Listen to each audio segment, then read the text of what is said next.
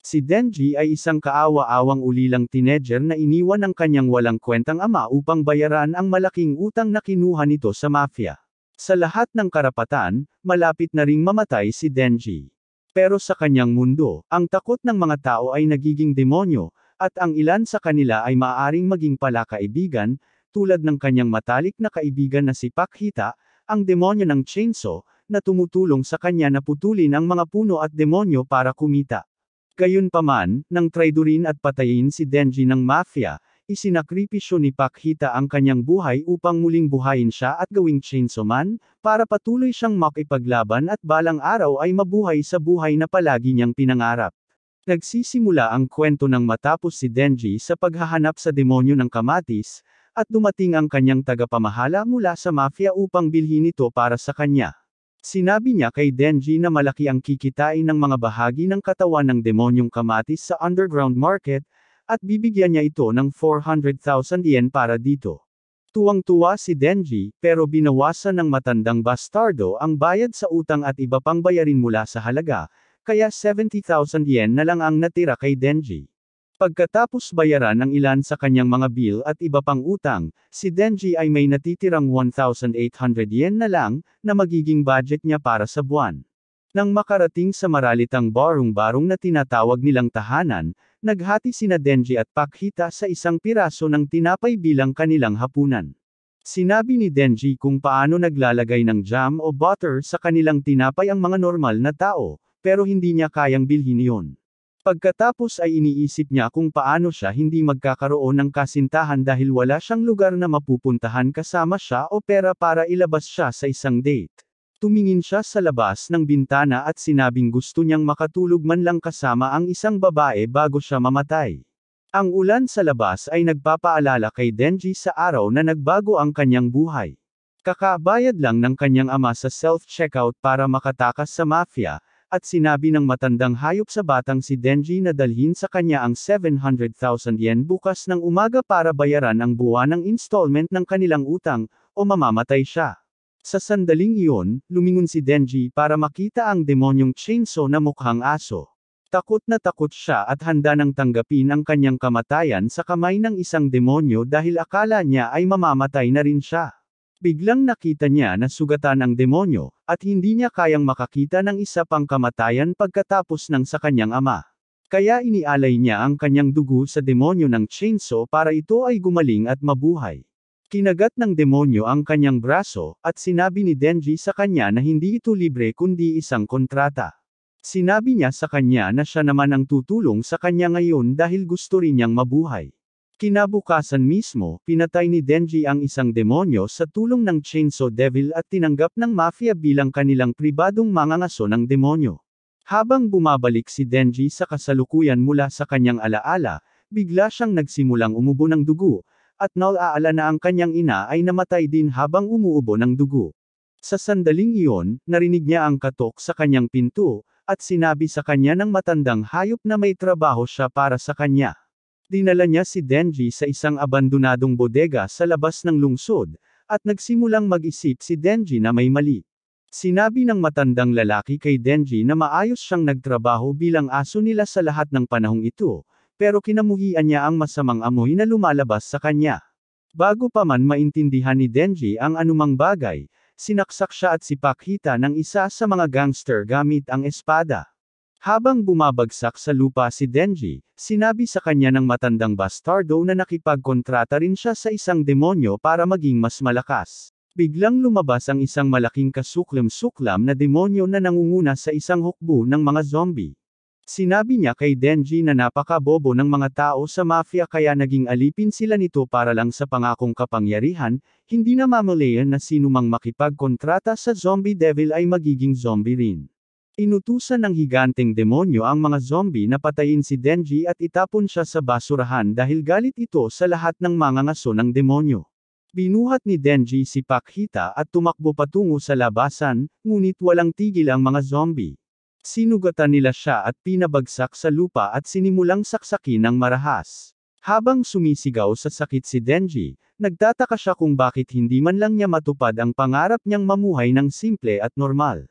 Ilang sandali pa, ang kanyang pinutol-putol na katawan ay inilagay sa loob ng basurahan. Isang patak ng dugo ang tumutulo pababa at pumapasok sa bibig ni Pakhita, na nagpapagising sa kanya sa huling pagkakataon.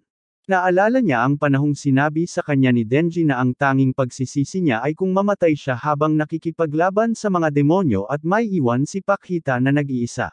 Hiniling niya kay Pakhita na kunin ang kanyang katawan kung maaga siyang mamatay at pagkatapos ay umalis sa bayan upang mamuhay at mamatay na parang normal na tao. Kaya't sinimulan ni Pakhita na gamitin ang kapangyarihan nito upang muling buuin ang katawan ni Denji, at pagkatapos ay biglang nakita ni Denji si Pakhita sa isang panaginip. Tinanong niya ang kaibigan niya kung nagtagumpay ba siyang sakupin ang katawan nito, at biglang nagsalita si Pakhita, sinasabing gustong-gusto niyang marinig ang pagkwento nito tungkol sa mga pangarap nito. Sinabi niya kay Denji na ito ang kanilang bagong kontrata. Ibinibigay niya sa kanya ang kanyang puso ng demonyo, at kapalit nito, kailangang tuparin ni Denji ang kanyang mga pangarap at ipakita ang mga ito sa kanya. Biglang nagising si Denji na ganito ang nakita, naganap ng gumaling ang kanyang katawan, at ang lubid na nasa buntot ni Pakhita ay nasa dibdib na niya ngayon. Napansin din siya ng mga zombie, at sinabi ng zombie devil sa kanila na kainin siya sa pagkakataong ito. Galit na galit si Denji sa kanila dahil nakasagabal sila sa pangarap niya, at hinayla niya ang lubid nang nagsimula ng tumalon sa kanya ang mga zombie.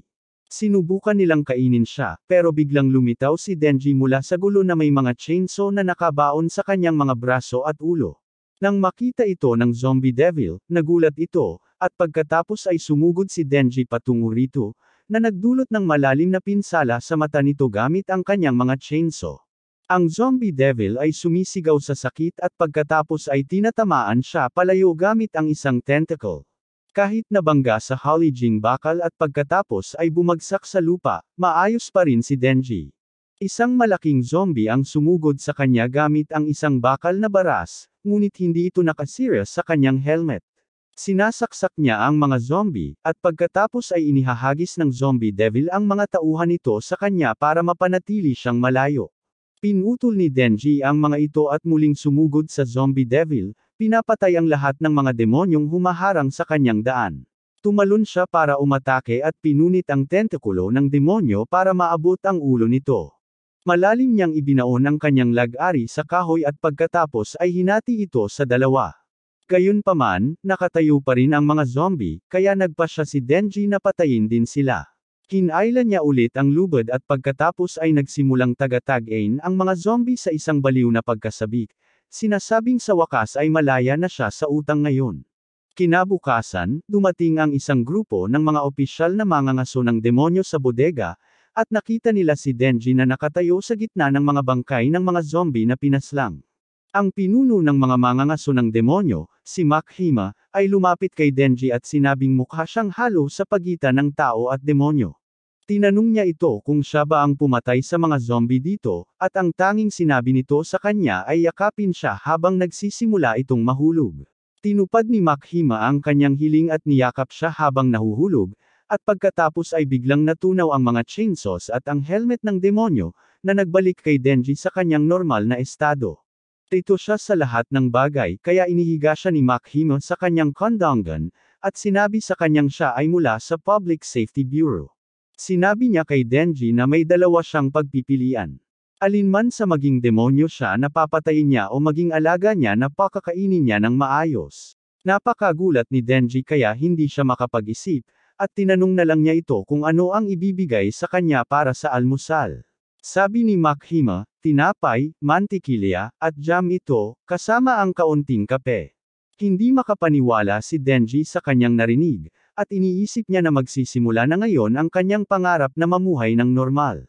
Sumakay si Denji sa kotse kasama si Makhima at ang iba, at may malambot na ngiti sa mukha.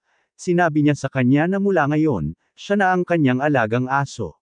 Sinabi niya sa kanya na gusto lang niyang marinig ang salitang, "Oo," mula sa kanya dahil wala siyang kailangan sa asong hindi sumusunod sa amo nito.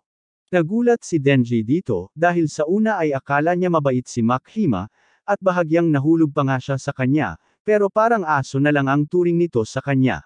Sa pag-iisip tungkol sa mga aso, Naaalala ni Denji si Pakhita, at nalulungkot siya, ngunit ang kanyang kalungkutan ay naputol ng tunog ng kanyang kumukulong tiyan. Sabi ni Makhima, huminto muna sila para mag-almusal sa isang lugar, at sinabi ni Denji sa kanya na wala siyang pera. Sinabi niya sa lalaki na siya ang manliliber at binigay pa niya ang kanyang Amerikana para gamitin ito. Nakalimutan ni Denji ang lahat ng iniisip niya kanina at muling nahulog kay Makhima. Hindi nagtagal, nakarating sila sa isang maliit na kainan para sa almusal kung saan muling nawala ng malay si Denji dahil nawalan siya ng maraming dugo nang lumabas ang mga chainsaws mula sa kanya.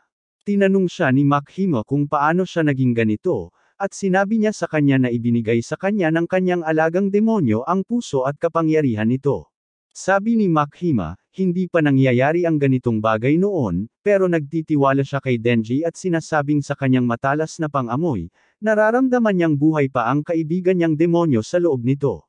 Talagang natuwa si Denji nang marinig ito, at pagkatapos ay muli siyang nahimatay.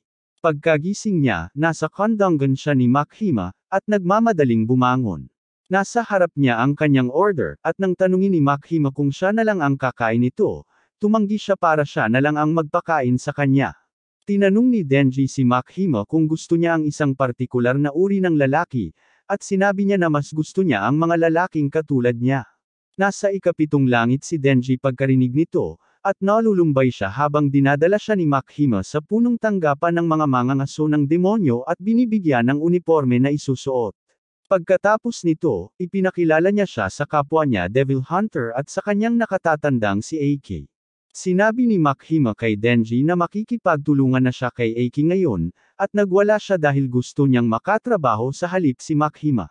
May anhing nagsalita si Makhima sa kanya at sinabi na kung gagawa siya ng mabuti, mapopromote siya para makatrabaho niya. Sa lungsod, patuloy na pinipilit ni Denji si AK, tinatanong kung may kasintahan si Makhima.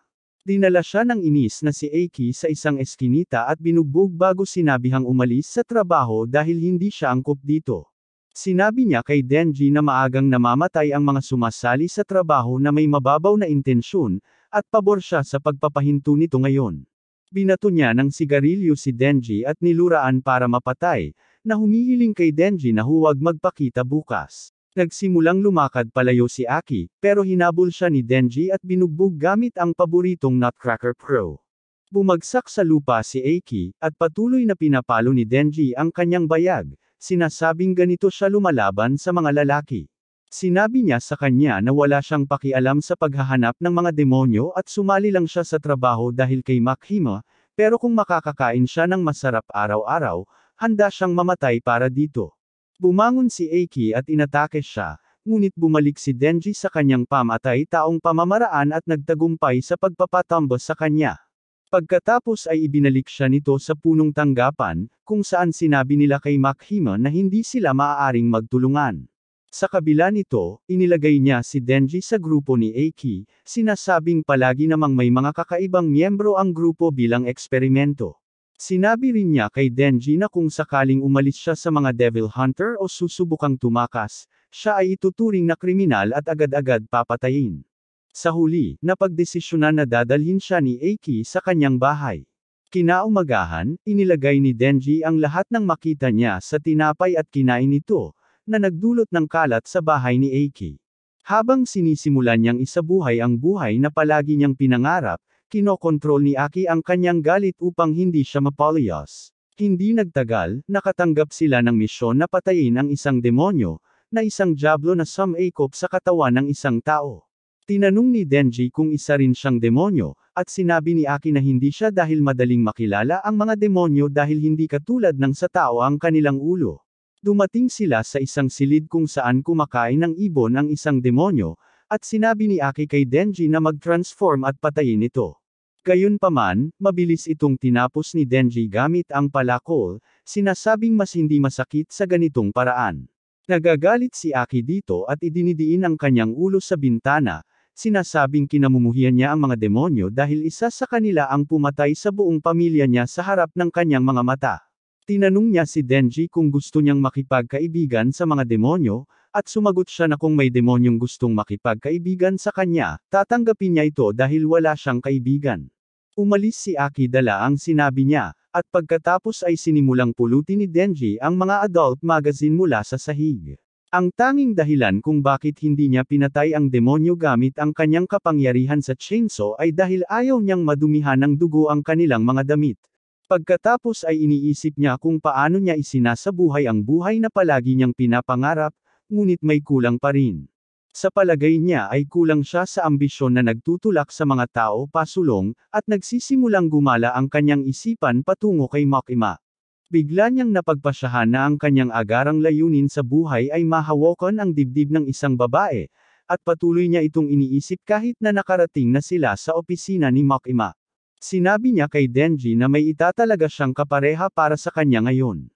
Tinawag niya ang kanyang kasosyo, na isang demonyong nagngangalang Power. Sabi ni Makima, dahil medyo makatuwiran naman si Power para sa isang demonyo, inilagay siya sa ilalim ng unit ni Aki bilang isang eksperimento rin. Nagsimulang magpatrolya sina Denji at Power sa lungsod mula sa mga bubungan, at natuklasan niya na napakainis at mayabang ni Power.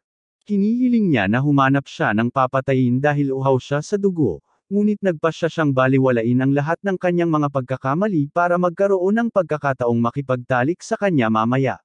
Nagsisimula silang magpahinga kapag wala silang makita, at sinabi ni Power na siguro dahil talagang malakas siya at takot sa kanya ang mga maliliit. Frustrado si Denji, pero biglang, naamoy ni Power ang dugo at nagmadaling umuna. Nakakita siya ng si Cucumber Devil sa daan at agad siyang tumalon papunta rito. Gumagawa siya ng martilyo gamit ang kanyang dugo at agad na pinipiga ang demonyo sa isang hampas lang, at si Denji ay nagulat na nanunod lang dito.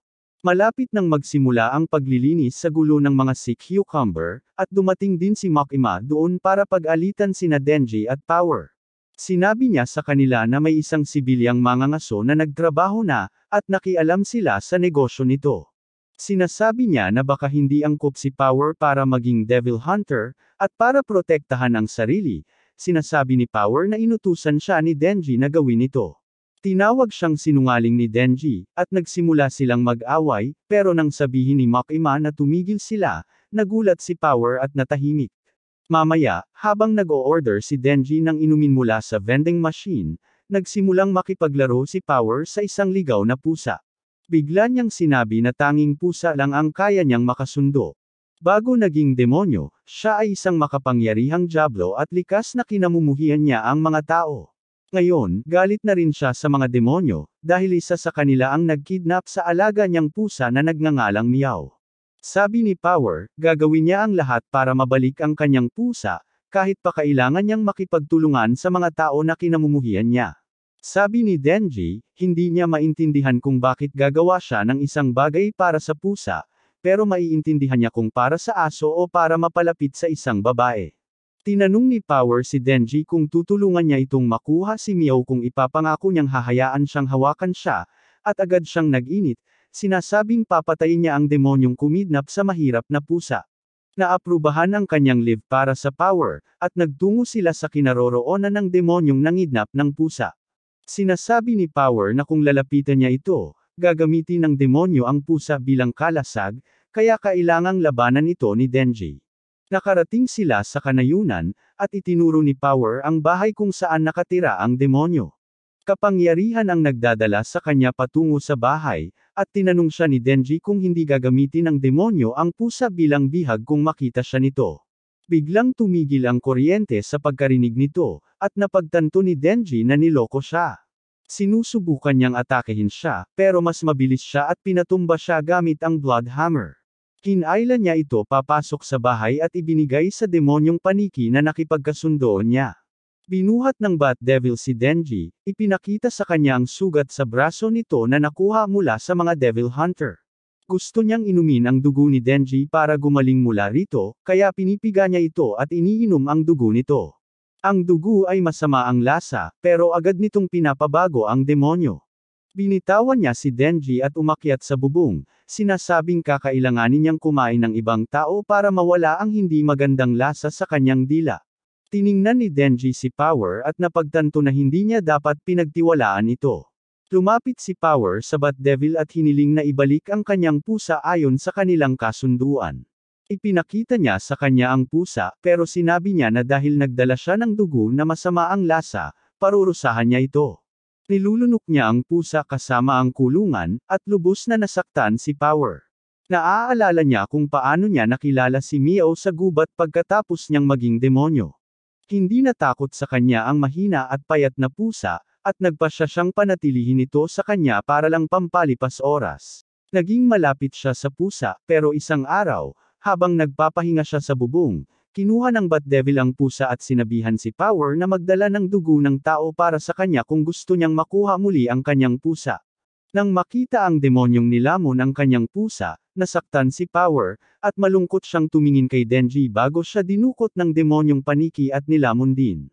Nagsimula siyang lumipad patungo sa lungsod upang kumain ng mas maraming tao, ngunit pagkatapos ay natuklasan niyang nakakapit sa kanya si Denji. Nagpasya ang demonyo na tapusin siya at mahigpit siyang hinawakan, ngunit sa sandaling iyon ay hinayla ni Denji ang lubid, iniisip kung gaano siya nasaktan nang mawala si Pakhita. Sa tingin niya, malamang na ganoon din ang naramdaman ni Power nang mawala ang kanyang pusa. Biglang may lumabas na lag-ari mula sa ulo niya, at gamit ito, pinutol niya ang braso ng Bat Devil. Tumama sila sa isang gusali, at sinabi ni Denji sa isang takot na babaeng empleyado na tumakbo bago siya kainin. Pagkatapos ay sinugod niya ang demonyong paniki, itinulak ito pababa sa kalsada at patuloy na inatake. Sinabi pa niya sa takot na mga tao na tumakbo, at nagpasya ang demonyong paniki na gamitin ito bilang kahinaan. Ibinabato niya ang isang kotse na may tao pa sa loob kay Denji, na agad na binawi ang mga chainsaw sa kanyang mga braso at nasalo ang kotse. Tinatanong siya ng Bat Devil kung bakit niya sinasayang ang lakas niya sa pagprotekta sa mga tao, at sinasabi ni Denji na wala siyang pakialam sa mga tao. Ibinalik niya ang kotse sa Bat Devil, at sakto namang nakalabas ang lalaki sa loob. Tinamaan ng kotse ang ulo ng paniki at sumabog ito, na nagliyab. Galit na galit ang paniki dahil dito, kaya ginamit niya ang pinakamakapangyarihang atake niya sa pamamagitan ng paghigop ng maraming hangin at pagkatapos ay pagbuga nito bilang ultrasonic cannon. Sapat ang lakas ng sound cannon para wasakin ang isang gusali, at sa pag-aakalang patay na ang kanyang kaaway, nagpasya ang Bat Devil na kainin ang tao para maibalik ang kanyang lakas. Gayunpaman, hindi pa patay si Denji. Habang hinihila niya ang lubid at nagsisimulang yumandar ang lag-ari, tinanong siya ng Bat Devil kung paano pa siya buhay. Sigaw ni Denji na mas malala pa sa ganito ang pinagdaanan niya, at tiyak na hindi siya mamamatay hanggat hindi siya nagkakaroon ng kasintahan. Takot na ngayon ang demonyo sa tindi niya, kaya binitawan niya ang tao at naghagis ng bato para mapalayo si Denji. Hinati lang ni Denji ang bato at pagkatapos ay sumugod sa demonyo, pinutol din ang pangalawang braso nito. Binangga niya ito sa gusali at pagkatapos ay sinugatan ang tiyan nito, na nagdulot ng pagsabog ng mga laman loob nito. Hindi nagtagal, binuksan ng kapangyarihan ang kanyang mga mata at ang mga bisig ni Denji, mahigpit na nakahawak sa holo ni Meow sa kanyang kamay. Tinanong niya siya kung bakit niya siya niligtas gayong sinubukan niyang patayin siya. Tinawag siyang tanga ni Power, at di nagtagal pagkatapos noon, sinabi niya sa kanya na tutuparin niya ang kanyang pangako at papayagan siyang humawak. Super excited na si Denji ngayon pero habang sumisigaw at nanloloko siya, biglang naputol ang kanyang braso. Isang malaking demonyong parang uod ang kumuha sa putol na braso at kinain ito. Habang nakatingin lang si Denji, tinanong niya si Power kung kaya nitong lumaban, pero sinabi nito na hindi nga siya makagalaw. Hinihiling niya sa kanya na dalhin si Meow at tumakbo, pero nagpasya si Denji na lumaban. Hinayla niya ang lubid, pero isang maliit na lag-ari lang ang lumabas sa ulo niya dahil masyado na siyang nawalan ng dugo. Nilapitan ni Denji ang Worm Devil na nagsabi sa kanya na ang Bat Devil ay kasintahan niya, at hindi siya masaya na pinatay ito. Nagpasya siyang palayain si Denji dahil cute ito, pero balak niyang patayin ang babae at ang pusa. Naghanda si Denji para lumaban dahil hindi niya hahayaang maaga ang kanyang gantimpala, kaya inatake siya ng Worm Devil. Iniiwasan niya ang mga tentikulo nito at tumatalon-talon, pero hinawakan siya nito at ibinagsak sa isang gusali. Tanging pagtakas lang ang magagawa ni Denji mula sa mga atake ng Worm Devil, pero pagkatapos ay nakahanap siya ng pagkakataon para makalapit at makapagbigay ng suntok sa kanya. Gayunpaman, muling tinamaan siya ng demonyong uod. Sabi niya hindi siya makapaniwala na natalo ang boyfriend niya sa isang mahinang tao lang. Sinabi niya kay Denji na mamamatay na siya ngayon, pero sinabi ni Denji na hindi siya mamamatay bago niya mahawakan ang ilang pakwan. Tinatawag ito ng demonyong uod na isang kaawa-awang panaginip, at tumatama ito sa isang sensitibong bahagi. Naalala ni Denji kung paano tinawag ng lahat na kaawa-awa ang kanyang pangarap at galit siyang sumugod sa demonyo, habang iniiwasan ang mga atake nito. Umakyat siya sa ibabaw niya at binigyan siya ng hiwa gamit ang maliit na lag-ari sa kanyang ulo. Sumisigaw siya na ang kanyang pangarap ay katumbas ng pangarap ng ibang tao na makapaghiganti o maprotektahan ang kanilang pamilya. Sinabi niya sa demonyong uod na kung matatalo siya nito, ang pangarap nitong kainin ang lahat ng tao ay mas mababa kaysa sa pangarap niyang maging malikot sa isang babae. Inatake siya ng demonyo ng uod, at iniiwasan ni Denji ang mga atake nito habang ginagamit ang bituka ng demonyo ng paniki para itali ang mga paa nito at pabagsakin. Nagawa niyang saktan ulit siya, pero pagkatapos ay sinimulang paluin siya ng demonyo gamit ang mga braso nitong parang tentakulo. Malapit nang bumagsak si Denji, pero nagpakatatag siya at bumangon para muling lumaban. Tumatakbo siya sa paligid at pagkatapos ay nagtatago sa ilalim ng kalat para atakehin ang demonyong uod mula sa likod. Hinawakan niya ang buhok nito at pagkatapos ay sinaksak gamit ang kanyang chainsaw, ngunit nagawa rin itong tusukin siya gamit ang kanyang dila. Kakainin na sana siya nito nang biglang dumating si Aki doon. Tinitingnan niya ang demonyo ng uod sa pamamagitan ng paggawa ng kilos ng lobo gamit ang kanyang kamay, at pagkatapos, sa kanyang utos, biglang lumitaw ang ulo ng demonyo ng lobo mula sa wala at kinagat ang ulo ng demonyo ng uod, na nagligtas kay Denji. Nilamon nito ang ulo at pagkatapos ay nawala, kasabay ng pagdating ng iba pang miyembro ng grupo doon. Sinabi ni Aki sa mga baguhan na tulungan ang mga sibilyan na lumikas at hiniling sa kanyang kasama na si Haino na bantayan ang anumang natitirang demonyo. Pagkatapos ay dinala ni Aki si Denji sa ospital, kung saan siya ay nagising kaagad, ganap na naibalik ang lakas. Kahit ang kanyang naputol na braso ay naibalik matapos siyang bigyan ng blood transfusion. Si Aki ay nagbabalat din ng mansanas para sa kanya, at sinasabi niyang para talaga siyang demonyo. Sinabi ni Denji sa kanya na nakikipagkaibigan din siya sa isang demonyo, at tinawag siya ni Aki na mangmang na bitch. Ipinaliwanag niya na ang mga mangangaso ng demonyo ay nakikipagkontrata sa mga demonyo upang magamit ang kanilang kapangyarihan. May kontrata siya sa Diablo ng Lobo, na kumukonsumo ng bahagi ng kanyang katawan tuwing humihingi siya ng tulong nito, at sa pagkakataong ito, nagbigay siya ng bahagi ng kanyang balat. Tinanong siya ni Aki kung anong kapangyarihan ang ginawa niya, at tumanggi si Denji na isumbong siya. Sinasabi niya na mabuting tao siya, at nagkukunwari pang ang walang alam tungkol sa dugo niya na nagkalat sa lupa sa labas ng bahay ng Bat Devil. Inakusahan siya ni Aki na muling kumampi sa mga demonyo, ngunit pagkatapos ay naaalala niya kung paano nagpasalamat ang mga taong nailigtas ni Denji sa demonyo ng chainsaw. Nakikita niya ang kaunting pag-asa kay Denji, kaya sinabi niya sa kanya na hindi na siya mag-iimbestiga pa at hindi niya ire-report ang mga negatibong bagay sa kanilang mga nakatataas, ngunit may isang kondisyon lamang. Sinabi niya kay Denji na seryosohin ang kanyang payo at mga tagubilin dahil wala siyang moralidad at walang ideya kung paano gumagana ang mundo. Kung gagawin niya iyan, mapoprotektahan niya ang kanyang kasalukuyang pamumuhay. Sumang-ayon si Denji, sinasabing maaaring wala siyang mataas na layunin tulad ng iba, pero seryoso siyang makamit ang kanyang murang pangarap, kaya makikipagtulungan siya rito. Pagkatapos nito, lumabas si Aki, kung saan hiniling sa kanya ni Power na palayain siya mula sa posos ngayong napatunayan na siyang walang sala. Ginagawa niya ito, sa kabila ng babala ng kanyang nakatataas na Haino laban dito.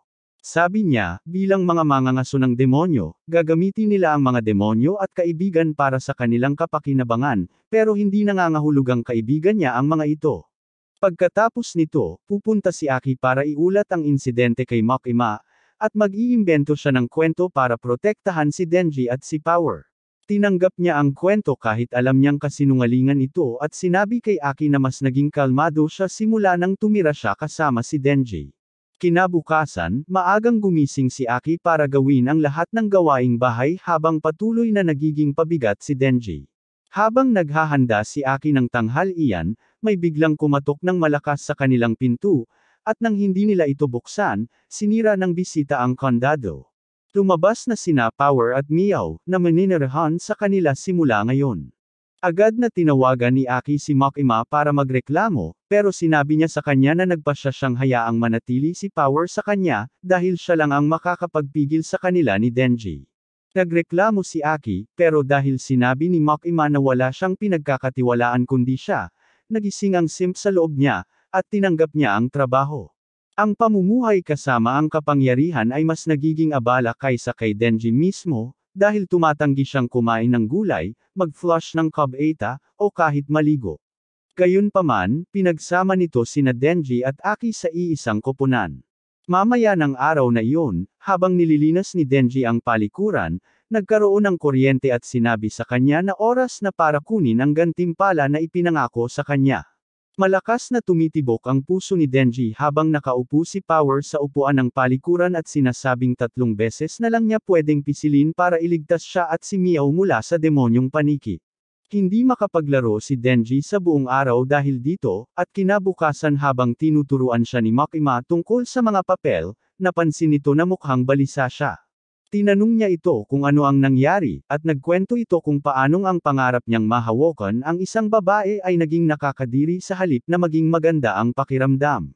Sinamantala ni Makima ang pagkakataong ito at biglang hinawakan ang kamay niya, nakipaglaro sa kanya at sinabing habang mas malapit siya sa isang tao, mas masarap ang ganitong mga kalokohan. Hinawakan niya ang kamay nito, hinaplos ang mukha niya, at kinagat ang daliri nito, na nagbigay kay Denji ng damdaming hindi niya kayang ilarawan. Habang pinapahawak niya sa kanya ang kanyang marshmallow, biglang nagalit si Denji at nahulog mula sa kanyang upuan. Lumalapit si Makima sa labi niya sa mapanganib na paraan at pagkatapos ay tinanong siya kung gagawa siya ng isang bagay para sa kanya. Handa siyang gawin ang anumang hilingin niya, kaya umupo si Makima at sinabihan siyang talunin ang Gun Devil para sa kanya.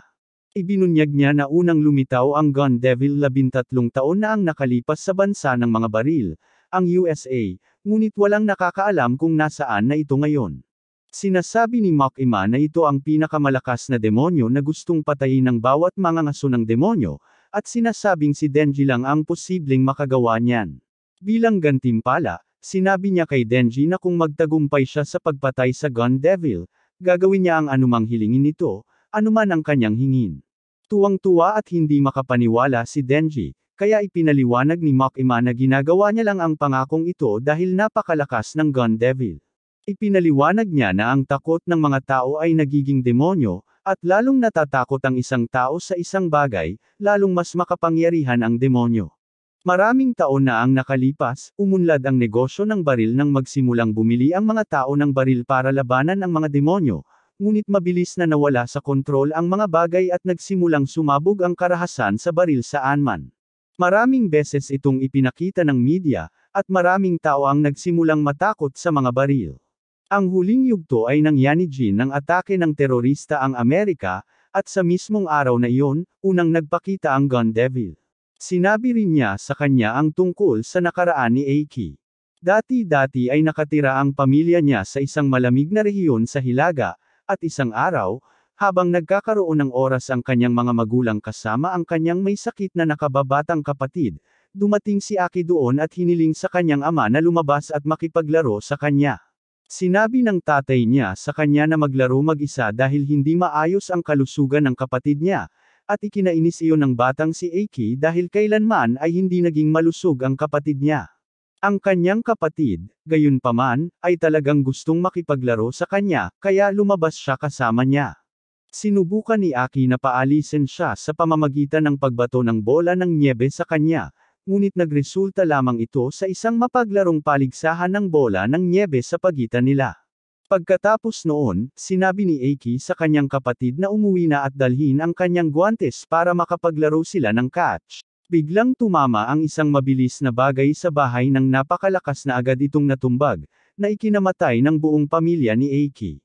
Sinabi ni Makima kay Denji na noong araw na iyon, pinatay ng Gun Devil ang 1.2 milyong tao sa loob lamang ng 5 minuto at pagkatapos ay nawala. Ito ang naging sanhi ng malawakang takot sa buong mundo, at lalo pang natakot ang mga tao sa mga demonyo, na lubhang nagpalakas sa kanila. Tinanong ni Makima si Denji kung kaya niyang pumatay ng malakas na bagay, at sinabi niya na kung magsisikap siya, madali lang iyon. Sabi ni Makima, ang unang hakbang nila ay hanapin ang Gun Devil, at para doon ay inilabas niya ang isang maliit na kahon na naglalaman ng ilang bala na magkakadikit. Ipinaliwanag niya na ito ang mga piraso ng laman ng Gun Devil na kanilang nakolekta. Malakas na nagkakalapit ang mga piraso sa isa't isa, at kung makabuo sila ng sapat na malaking bukol, ituturo nito sila sa Gun Devil. Sinabi rin niya sa kanya na anumang demonyo na kumain ng isang piraso ng Gun Devil ay nagiging mas malakas din. Hindi nagtagal pagkatapos nito, pumunta si Eiki at ang kanyang grupo sa isang hotel na sinasabing sinaniba ng demonyo. Dinala ni Eiki ang isang piraso ng Gun Devil, at dahil tumutugon ito sa demonyo sa loob ng hotel, nakumpirma na ang kanilang target ay kumain din ng bahagi ng Gun Devil. Si Denji at Power ay medyo walang pakialam, at pinapanatili silang maamo ni Eiki sa pamamagitan ng pag-aalok sa kanila ng chewing gum. Gayunpaman, patuloy pa rin siyang sumisigaw sa kanila, at sinabi ni Hyuno sa kanya na tigilan ang pagiging istrikto sa kanila. Bigla siyang nagpasya na gantimpalaan ang taong papatay sa demonyo ng halik sa pisngi. Bagaman naguluhan sa simula si Denji, agad din siyang nakabawi ng isipin niya si Makima. Sabi niya, nagpasya na siya kung sino ang magiging unang halik niya, at gagawin niya ang lahat para sa kanya. Gayunpaman, nang sabihin sa kanya ni Hyuno na kung papatayin niya ang Diablo, hahalikan siya nito sa dila. Nagsimula silang maglaban para sa karapatang mahagkan ni Hyuno, at sumali rin sa kanila sina Power at ang takot na batang babae na si Kuban. Tinanong ni Hyuno si Eiki kung ano ang palagay niya sa mga bagong recruit, at sinabi niyang mamamatay sila sa loob ng 1 taon o kaya naman ay magbibitiw. Hinihiling lang niya sa kanya na huwag siyang mamatayan, at nagbabalik ang mga alaala ng kanilang unang pagkikita.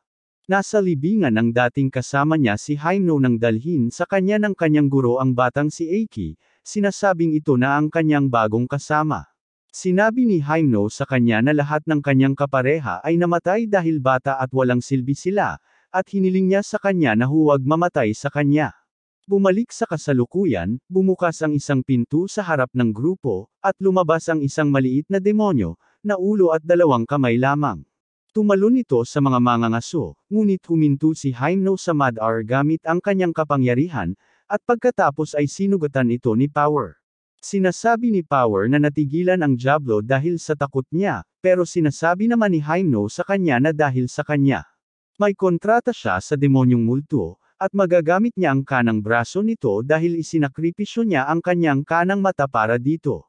Nagsimula silang umakyat sa hagdanan para hanapin ang demonyo, pero nakita ni Eri ang parehong mantsa ng dugo mula sa demonyong pinatay lang nila sa itaas. Tiningnan niya ang numero ng palapag at sinabi sa lahat na umakyat sila mula sa 8 palapag, pero bumalik na naman sila doon. Nagpasya siyang suriin ang teorya at nagmamadaling bumaba, ngunit bumalik lang sa 8 palapag mula sa hagdanan pataas. Lahat ay naguguluhan ngayon, at nagtataka kung kailan pa sila napasok sa isang pelikula ni Christopher Nolan. Gusto rin itong kumpirmahin ni Hyuno, kaya sinabi niya kay Kobni na gumawa ng peace sign at pagkatapos ay bumaba sa hagdan. Bumaba siya sa 8 palapag mula sa 2 pinakamataas, at napagtanto ni Aki na ito ang kakayahan ng demonyo. Ginagamit din niya si Kobni bilang pananda at inilalagay siya sa harap ng pinto habang pumapasok sa silid. May isa pang silid sa kabilang panig ng bintana, at habang pumapasok si Aki sa 2 silid at pagkatapos ay lumalabas dito, lumilitaw siya mula sa pintuan sa likod ni Kobni. Nalaman din ni Denji ang parehong bagay sa paglipas ng panahon, at napagtanto ng lahat na hindi sila maaaring umalis sa 8 palapag. Hindi nagtagal, pumasok ang lahat sa isang silid upang pag-isipan ang kanilang estratehiya para sa susunod. Napansin ni Aki na hindi na tumutugon ang laman ng Gun Devil, at naniniwala si Hyuno na ang demonyong kanilang kinakaharap ay medyo tuso. Tinanong ni Eri kung ano ang mangyayari kung masyado silang magtatagal dito, at nagsimulang manginig si Kobni habang sinasabing mamamatay silang lahat sa gutom dito. Sinusubukan ni Eri na pasiglahin siya, pero sinabi niya na halos napilitan lang siyang maging Devil Hunter ng kanyang mga magulang. Gusto nilang makapasok sa kolehiyo ang kanyang matalinong nakababatang kapatid, kaya kailangan niyang kumita, at ang dalawa niyang pagpipilian ay maging modelo sa OnlyFans o mambiro ng demonyo. Nagsimula siyang umiyak dahil nagkamali siya sa desisyon niya, at nagsimulang tumawa ang kapangyarihan sa kanya dahil nakakatawa ang mga ekspresyon niya. Habang sinusubukang aliwin ni Hymno si Kobney, may napansin si Aki. Sabi niya, ang orasan sa silid na ito ay nakatigil sa 18 minuto pagkatapos ng alas 8, at lahat ng iba pang orasan sa palapag na ito ay pare-pareho. Sa palagay niya, kung pinatigil ng dyablo ang oras sa palapag na ito, walang mangangaso ng dyablo ang maaaring pumunta rito upang tulungan sila. Binibilang ni Denji iyon bilang panalo dahil ngayon ay makakatulog na siya nang hindi na kailangang magising sa tamang oras, at hindi makapaniwala si Aki. Hindi nagtagal, gin-icing ni Hymno si Denji, at tinanong niya ito kung nakalabas na sila ng hotel. Sinabi niya sa kanya na hinahanap pa rin ni Aki ang demonyo, si Eri naman ay masyadong kinakabahan at nagtatago sa isang silid. Kobney ay nagpanik na nauubusan sila ng tubig at sinubukang uminom mula sa mangkok ng palikuran, kaya't pinatulog siya ni Hymno. Tungkol naman sa kapangyarihan, masayahin at baliw pa rin siya tulad ng dati, kaya nakahinga ako ng maluwag. Pinoprotektahan nilang tatlo ang dalawang takot na tao, at hindi nagtagal, sinindihan ni Hymno ang huling kandila niya. Napansin ni Denji na pareho ang tatak ng sigarilyo ni Aki, at buong pagmamalaking sinabi ni Hymno na siya ang nagpasimula kay Aki sa paninigarilyo. Karaniwang araw lang iyon, at inalok niya si Aki ng sigarilyo, pero tumanggi ito, sinasabing hindi ito mabuti sa kalusugan. Sinabi niya sa kanya na maagang namamatay ang mga mangangaso ng demonyo, kaya subukan na lang niya, pero desidido siyang hindi siya mamamatay agad. Naluwagan ang pakiramdam ni Hymno nang marinig ito dahil emosyonal siyang nasugatan sa pagkamatay ng lahat ng kanyang mga kapareha. Isang araw, nakita ni Aki ang isang babaeng sinasampal si Hymno sa palengke, at nalaman na siya ang kasintahan ng dating kapareha nito, na dumating dito para ilabas ang galit sa kanya. Sinabi ni Hymno kay Aki na okay lang, pero hindi siya okay doon. Hinabol niya ang babae at nilagyan ng bubble gum sa buhok nito, at nang sinabi niya ito kay Hymno, biglang tumawa ito. Inilabas niya siya para kumain sa gabi at inulit ang sinabi sa kanya ng kanyang guro noon. Dati niyang sinasabi na hindi natatakot ang mga demonyo sa pinakamalakas o pinakamatapang na mangangaso, kundi sa pinakabaliw. Sinabi niya sa kanya na matagal pa siyang mabubuhay, at akala niya ay nanunuya lang ito. Inalok niya ito ng isa pang sigarilyo, sinabihang subukan ito para sa kanya. Sinabi niya sa kanya na iyon ang una at huling sigarilyong kailanman niyang hitaitin, pero hindi iyon totoo. Bumalik sa kasalukuyan, pumasok si Aki sa kwarto para humingi ng sigarilyo kay Hymno, at nang malaman niyang siya na ang huling naninigarilyo, kinuha niya ito sa bibig nito at sinimulang manigarilyo. Habang nagpapanik si Denji dahil hindi direktang halik iyon, sinabi ni Aki sa kanya na tumahimik habang ibinubunyag ang masamang balita. Ang kapangyarihan ng demonyo na napatay kanina ay nagsimulang lumaki at maging mas baluktot. Lahat ay lumalabas upang harapin ang demonyong lumaki na parang tumor na mayroon lamang malabong hugis ng mukha ng tao na makikita. Nag-alok ang dyablo ng kontrata sa mga tao, sinasabing payagan siyang kainin si Denji, at pagkatapos ay palalayain niya ang lahat ng walang pinsala. Sa sandaling iyon, lumabas si Kobney mula sa kanyang silid, nanginginig ngunit hawak ang isang kutsilyo habang sinasabi niya kay Denji na magpakain. Sinugod niya siya, pero sinipa ni Aki ang kutsilyo mula sa kanyang kamay, at pagkatapos ay tinambo siya ni Hymno. Hinihiling niya kay Aki na tawagan ang lobo para kainin ang demonyo, ngunit hindi niya ito nagawa dahil tila hiwalay ang espasyong ito sa katotohanan. Sinusubukan ni Hymno na punutin ang demonyo gamit ang kanyang kamay na multo, ngunit lalo pang lumalaki ang demonyo pagkatapos makatanggap ng pinsala. Tumatawa siya, sinasabing hindi ito ang kanyang tunay na katawan, at ang kanyang puso ay wala pa sa ikawalong palapag. Sinabi niya sa mga mangangaso na nasa loob sila ng kanyang tiyan, at ang tanging paraan para makalabas ay tanggapin ang kontrata.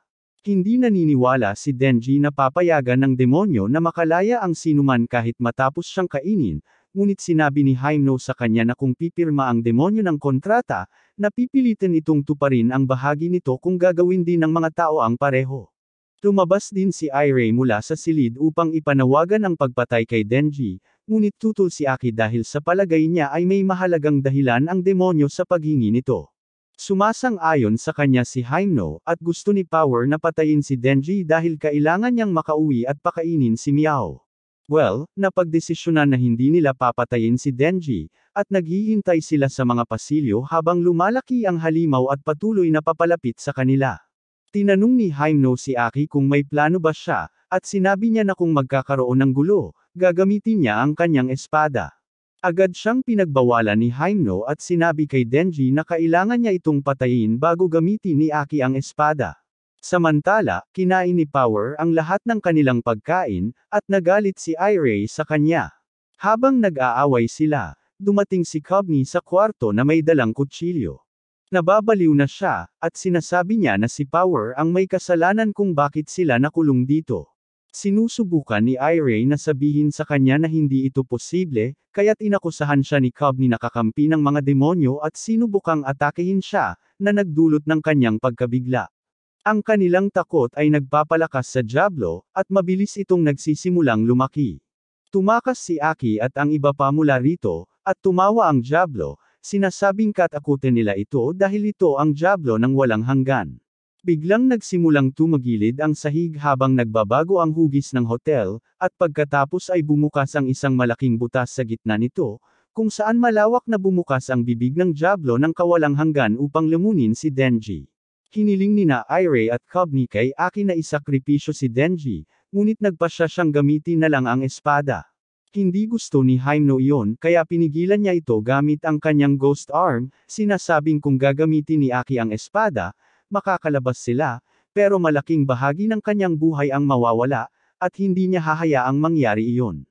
Sa sandaling iyon, tinakol ni Irei si Denji, at sinubukan siyang saksakin ni Cubney, ngunit hamarang si Aki at siya ang nasaksak. Nagulat ang lahat, at habang bumabangon si Aki, sinabi niya na kahit si Denji ang pinakamasamang taong nakita niya, kinikilala niya ang katapangan nito, at gusto niyang may mga kasamang tulad nito na tumulong sa kanya sa pagpatay sa Gun Devil. Nagpanik si Hyuno nang makitang sugatan si Aki at nagtataka kung ano ang dapat niyang gawin ngayon. Sabi ni Cubney, si Denji ang may kasalanan sa lahat, at kung kakainin siya, malulutas ang lahat. Sawa na si Denji sa pagtatalo, kaya nagpasya siyang tumalon sa bibig ng demonyo, pero hindi siya babagsak ng walang laban. Nakita niya na takot ang demonyo ng kawalang hanggan sa kanyang chainsaw, at nakakaramdam ito ng sakit kapag nasusugatan, kaya plano niyang punatin ito mula sa loob hanggang sa mamatay ito dahil sa sakit, at kung sakaling magtagumpay siya, gusto niyang hindi kalimutan ni Hyuno ang halik na ipinangako niya sa kanya. Sinabi ni Denji kay Aki na hindi niya kailangang protektahan siya dahil pagod na siyang may utang sa ibang tao, at kung makaligtas sila, tabla na sila. Pagkatapos ay hinayla niya ang lubod at tumalon sa bibig ng demonyo ng kawalang hanggan. Nilamon siya ng demonyo at mukhang natutuwa, pero pagkatapos ay pinunit ni Denji ang bibig nito habang lumalabas bilang Chainsaw Man. Patuloy niyang pinupunit ang walang hanggang demonyo, na patuloy siyang inaatake sa kabila ng sakit. Sinabi niya kay Denji na hindi niya makikita ang puso nito dito at hindi niya ito mapapatay, habang sinasabing mas mahina na siya kaysa dati. Lahat ay nagulat sa eksenang ito ng pagpatay, ngunit sinabi sa kanila ng kapangyarihan na malaking dugo ang nawawala kay Denji, at sa ganitong bilis, mawawalan siya ng lakas at babalik ang chainsaw. Nagsimulang kumagat sa kanya ang mga bibig sa loob ng Eternidad na demonyo, at naramdaman niyang kulang siya sa lakas, kaya kumuha na lang siya ng malaking kagat mula sa mismong laman ng demonyo upang muling makakuha ng lakas. Sinimulan niyang ihak muli ang Diablo ng kawalang hanggan, sinasabing ang kanyang dugo ay lasang masamang tubig sa imburnal, ngunit ang itsura ng sakit sa kanyang mukha ay lasang strawberry jam. Sa sandaling iyon, napagtanto ni Hyuno na hindi pa siya nakakita ng mas baliw na tao kaysa kay Denji. Dati-dati, sinasabi sa kanya ng kanyang guru na takot ang mga demonyo sa mga baliw na mangangaso ng demonyo dahil hindi sila madaling takutin. Hindi rin sila madaling unawain, at ang mga demonyo ay natatakot sa hindi nila maintindihan, katulad ng mga tao. Sinabi sa kanya ng kanyang amo na hindi sila ni Aki ang uri ng tao na magiging baliw, kahit na may mataas silang ambisyon na patayin ang Gun Devil. Sinabi niya sa kanyang sanayin ng husto si Aki dahil, sa bilis ng kanyang pag-unlad, malapit na siyang makahanap ng sapat na piraso upang dalhin siya sa Gun Devil. Hindi gusto ni Hymno iyon sa anumang paraan, kaya iminungkahi niya kay Aki na pareho silang maging pribado. Hindi na nila kailangang habulin ang Gun Devil, at kikita sila ng malaking halaga at magkakaroon ng oras para sa kanilang sarili. Tumanggi siya, sinasabing hindi siya kailanman magiging pribado dahil ang tanging lugar na may access sa laman ng Gun Devil ay ang Public Safety Bureau. Alam ni Hymno na tiyak na mamamatay si Aki kung lalabanan niya ang Gun Devil dahil kulang siya sa elemento ng pagkabaliw. Gayunpaman, habang nakikita niya si Denji na kumikilos ngayon, iniisip niya na kung may sinumang sapat ang kabaliwan para talunin ang Gun Devil, ito ay siya.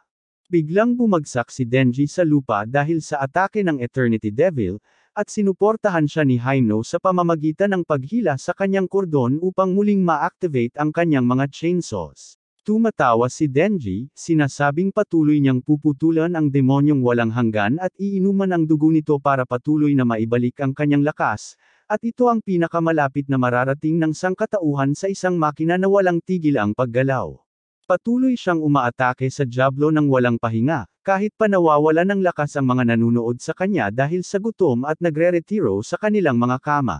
Binabantayan siya ni Hymno, at naroon siya upang saksihan ang pagtatapos ng labanan matapos ang 3 mahabang araw ng walang tigil na pakikipaglaban. Pumunta siya sa kwarto at nakipagyakapan kay Aki, sinasabing dapat na silang magpahinga ngayon dahil tapos na ang lahat. Sa ibaba nila, sa wakas ay sumuko na ang demonyong walang hanggan sa walang katapusang sakit, at iniaalay nito ang puso nito kay Denji upang mapatay siya nito at matapos na ang paghihirap nito. Ginagawa iyon ni Denji nang walang pag-aaksaya ng oras, at sa gayon, lumabas sila sa hotel. Nakahinga ng maluwag si Denji nang makarating sila sa labas ng ligtas at nakabawi pa nga ng isang piraso ng laman ng Gun Devil, nang bigla siyang bumagsak. Sinusuportahan siya ni Hymno at pagkatapos ay binuhat siya sa likod niya upang dalhin sa ospital, habang sinusuportahan naman ng kapangyarihan si Aki. Ilang araw pagkatapos, nakarecover na si Aki at katatapos lang ng isang misyon kasama si Hymno. Iminumungkahi niya na magdaos sila ng party para sa mga bagong recruit dahil nakokonsensya sina Eri at Kobni dahil gusto nilang patayin si Denji kanina. Gusto pa nga nilang umalis sa biro dahil doon, at sa palagay niya, makakatulong ang malayang pag-uusap sa isang party para mas mapalapit ang kanilang grupo. Alam ni Aki na gusto lang uminom ni Hymno, pero pumayag siya para sa party, pero gusto niya ito ngayong linggo dahil pupunta si Makima sa ibang lungsod sa susunod na linggo. Gusto niyang naroon siya, at pagkatapos ay sinabi ni Hymno na mas matagal si Makima sa lungsod na ito kaysa karaniwan dahil kay Denji, at ngayon ay nagtataka siya kung ano ang alam niya tungkol sa kapangyarihan ng Chainsaw Devil. Tuldok. Nagdaos sila ng party ilang araw pagkatapos, at naroon ang lahat ng miyembro ng kanilang grupo. Si Denji ay halos hindi marunong bumasa, kaya hindi niya mabasa kahit ang mga nakasulat sa menu, pero mas interesado siya sa ipinangakong halik kaysa sa pagkain. Tinanong niya si Hymno tungkol dito, at sinabi nito sa kanya na kailangan niyang maglasing ng kaunti para magawa iyon at hiniling kay Denji na patawarin ang lahat dahil sa pagtatangkang patayin siya. Sa sandaling iyon, sinabihan ng isang senior si Denji na tumayo at magpakilala ng maayos, ngunit sinabihan siya ni Aki na huwag ipaalam ang tungkol sa kanyang kontratang demonyo sa mga hindi niya lubos na pinagkakatiwalaan. Sinabi ni Denji sa lahat na 16 na taong gulang siya, at ang kanyang mga libangan ay ang kumain at matulog. Medyo kakuwaring nagpakilala si Eri at sinabing may kontrata siya sa Diablo ng Lobo, katulad ni Aki. Nagpakilala rin si Kobni, pero itinago niya ang kanyang demonyo. Nalaman nila na isang miyembro ng kanilang grupo ang namatay kahapon lang, at malakas na nagdasal si Hymno para sa kaluluwa nito dahil nasayang siya. Sinabi ng isang senior kay Denji na mag-ingat sa kanya kapag lasing siya dahil hinahalikan niya ang lahat, at natuwa si Denji dahil iyon lang naman ang gusto niya. Habang sinasabi niyang ito ang kanyang unang halik, dumating si Makima at nagtanong kung ano ang pinag-uusapan nila. Nagulat si Denji at nagkunwaring walang nangyari, pero nang tanungin siya ni Hymno kung ayaw niya ng halik, agad siyang sumuko. Nahahati siya sa pagitan ng hindi paghalik sa ibang babae sa harap ni Makima, na bahagyang nagseselos, at hindi pagpalampas sa karanasan ng French kiss. Nagpasya siyang baguhin ang paksa tungkol sa laman ng Diablo na may baril. Tinanong din ni Aki si Makima kung may alam siya tungkol sa Chainsaw Devil na hindi niya sinasabi sa kanila. Sinabi niya sa kanya na isisiwalat lang niya ang sekreto kung kaya niya siyang uminom, kaya tinanggap niya ang hamon, at sumali rin si Hyno. Mas malakas uminom si Makima kaysa sa kanilang dalawa, at masaya rin ang lahat. Biglang lumapit si Hyno kay Denji at hinalikan siya, habang matamang nakatingin sa kanila si Makima. Parang nasa langit si Denji nang biglang may kakaibang bagay siyang naramdaman na dumadaloy sa loob ng kanyang bibig. Napagtanto niya na suka ito ni Hyno, at kahit naididiri siya, tumatawa ang mga nakatatanda dahil alam nilang mangyayari ito. Hindi man lang makatulong si Denji, pero nilunok niya lahat, at ilang sandali lang, nagsusuka na siya sa palikuran. Tinulungan siya ni Eri, sinasabing seloso siya kay Denji dahil wala siyang talento para maging Devil Hunter. Tinanong siya ni Denji kung paano siya magiging seloso sa isang lalaking ang unang halik ay lasang suka, at pagkatapos ay bumalik siya sa pagtatanong. Hindi nagtagal, tapos na ang party at nasa labas na ang lahat, pero hindi makita ni Makima si Denji kahit saan. May nagsabi sa kanya na nawalan siya ng malay, at dinala siya ni Hyno sa bahay niya. Hindi nagtagal ay nagising si Denji sa kwarto ni Hyno, uhaw na uhaw, nang dumating siya roon at pinainom siya ng kaunting alak sa pamamagitan ng halik. Lasing na lasing siya para mapagtanto na siya ang nagdala sa kanya rito, at nahihilo si Denji dahil sa kaunting alak. Lumapit si Hyno sa kanya, sinasabing nakita niyang gusto niya si Makima. Sinabi niya sa lalaki na tigilan na ang kahayupang babaeng iyon at sinabing kahit si Aki ay dapat nang tumigil sa paghanga kay Makima. Pagkatapos ay bigla siyang humiga sa tabi ni Denji at nagsimulang haplasin ang mga labi nito bago tinanong kung gusto niyang makipagtalik sa kanya. Nang marinig ito ni Denji, naguluhan siya, at kahit na nagkaroon siya ng pagnanasa, hindi siya nagtiwala sa babaeng nagdumi sa kanyang unang halik gamit ang kanyang suka. Ngunit ang kanyang likas na mga pagnanasa ay nakakasagabal sa kanyang mga iniisip, at sumusuko siya sa mga ito. Nakakita siya ng lollipop sa bulsa niya. Nang makita iyon, agad na nalaala ni Denji na kanina, nang malungkot siya matapos ang halik na may suka, sinabi sa kanya ni Makima na lumabas at magpahangin. Habang nakatayo siya sa labas, lumapit siya sa kanya na may dalang gamot sa hangover. Nagreklamo si Denji sa kanya na nasira ang una niyang halik at tinanong siya kung palagi siyang mag-iisip ng suka tuwing hahalik siya sa isang tao. Biglang inilagay ni Makima ang lollipop na sinasabayan niya sa bibig niya, sinasabi sa kanya na hindi niya makakalimutan ang lasa, pero hindi naman siya kailangang mag-alala dahil marami pa siyang unang matitikman sa hinaharap. Natuwa si Denji nang sabihin ni Makima sa kanya na ito ang kanyang unang hindi direktang halik. Bumalik sa kasalukuyan, nakahiga si Denji sa sahig, nakatitig sa lollipop, habang walang pakialam na natutulog si Hyno sa kama. Desidido siyang si Makima ang unang babaeng makakasama niya sa pagtulog, at para doon, handa siyang palampasin ang isang gintong pagkakataon na tulad nito. Kinabukasan, gin-icing siya ni Hyno at dinala sa balkonahe para mag-almusal. Sinasabi niya na wala siyang naaalala tungkol sa nangyari kagabi at tinatanong kung pinilit niya ang sarili niya sa kanya. Malinaw na sinabi ni Denji sa kanya na ayaw niyang makipag-ugnayan sa isang gross na babae na tulad niya, at inilalaan niya ang sarili niya para kay Makima. Malakas na sinabi ni Hyno na natutuwa siya dahil wala siyang ginawa dahil menor de edad pa rin ito at baka napunta siya sa kulungan kung nagkataon. Pagkatapos ay tinanong niya si Denji kung gusto niya talaga si Makima, kahit na maaaring masama ang ugali nito.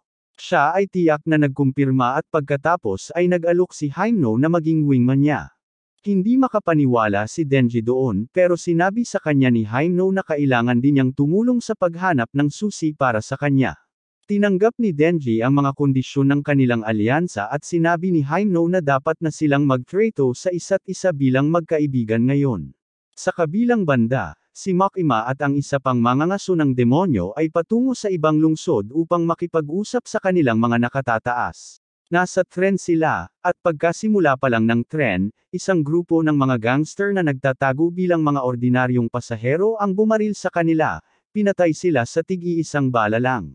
Hindi alam ito ni Denji at ng kanyang mga kaibigan, nagkakainan sila ng tanghalian kasama si Hyno, at abala rin ang iba pang mga mangangaso ng demonyo sa kanilang mga trabaho. Wala ni isa sa kanila ang nakapansin na nagtatago ng baril ang mga taong nakapaligid sa kanila at sa sandaling magkaroon ng pagkakataon, pinaputok nila ito. Narinig ni Denji ang ilang putok ng baril at nagtataka kung ano ang nangyayari, pero walang ibang nagbigay pansin dito. Sa sandaling iyon, nagsimulang magsalita ang lalaking nakaupo sa tabi nila tungkol sa kung gaano kasuklam-suklam ang pagkain dito. Sabi ni Denji, medyo masarap naman para sa kanya, at sabi naman ng lalaki, siguro dahil hindi siya nakatikim ng masarap na pagkain noong bata pa siya kaya hindi pa nag-mature ang kanyang panlasa. Nagsimula siyang magkwento tungkol sa kanyang lolo, na dating nagdadala sa kanya sa mga magagandang restoran para kumain, at pagkatapos ay binanggit na bahagi siya ng mafia. Sinasabi niya na ang kanyang lolo ay isang kinakailangang kasamaan para sa lipunan, at si Denji ay nakatitig lang sa kanya. Biglang ipinakita ng lalaki kay Denji ang larawan ng kanyang lolo, na siya ring matandang bastardo na dating nagmamay-ari sa kanya. Tinanong siya ni Denji kung ano ang gusto niya ngayon, at sumagot ang lalaki na gusto ng Gun Devil ang kanyang puso, at gusto niyang maghiganti sa kanya. Bigla siyang bumunot ng baril at binaril sa ulo si Denji, pagkatapos ay sinimulan niyang barilin ang natitirang kaibigan nito. Lahat ay nagtatangkang umiwas, at pagkatapos ay malakas na sinuntok ang lalaki palayo. Tumalon ang lalaki, at agad na tinawag ni Aki ang espiritu ng lobo upang kainin siya.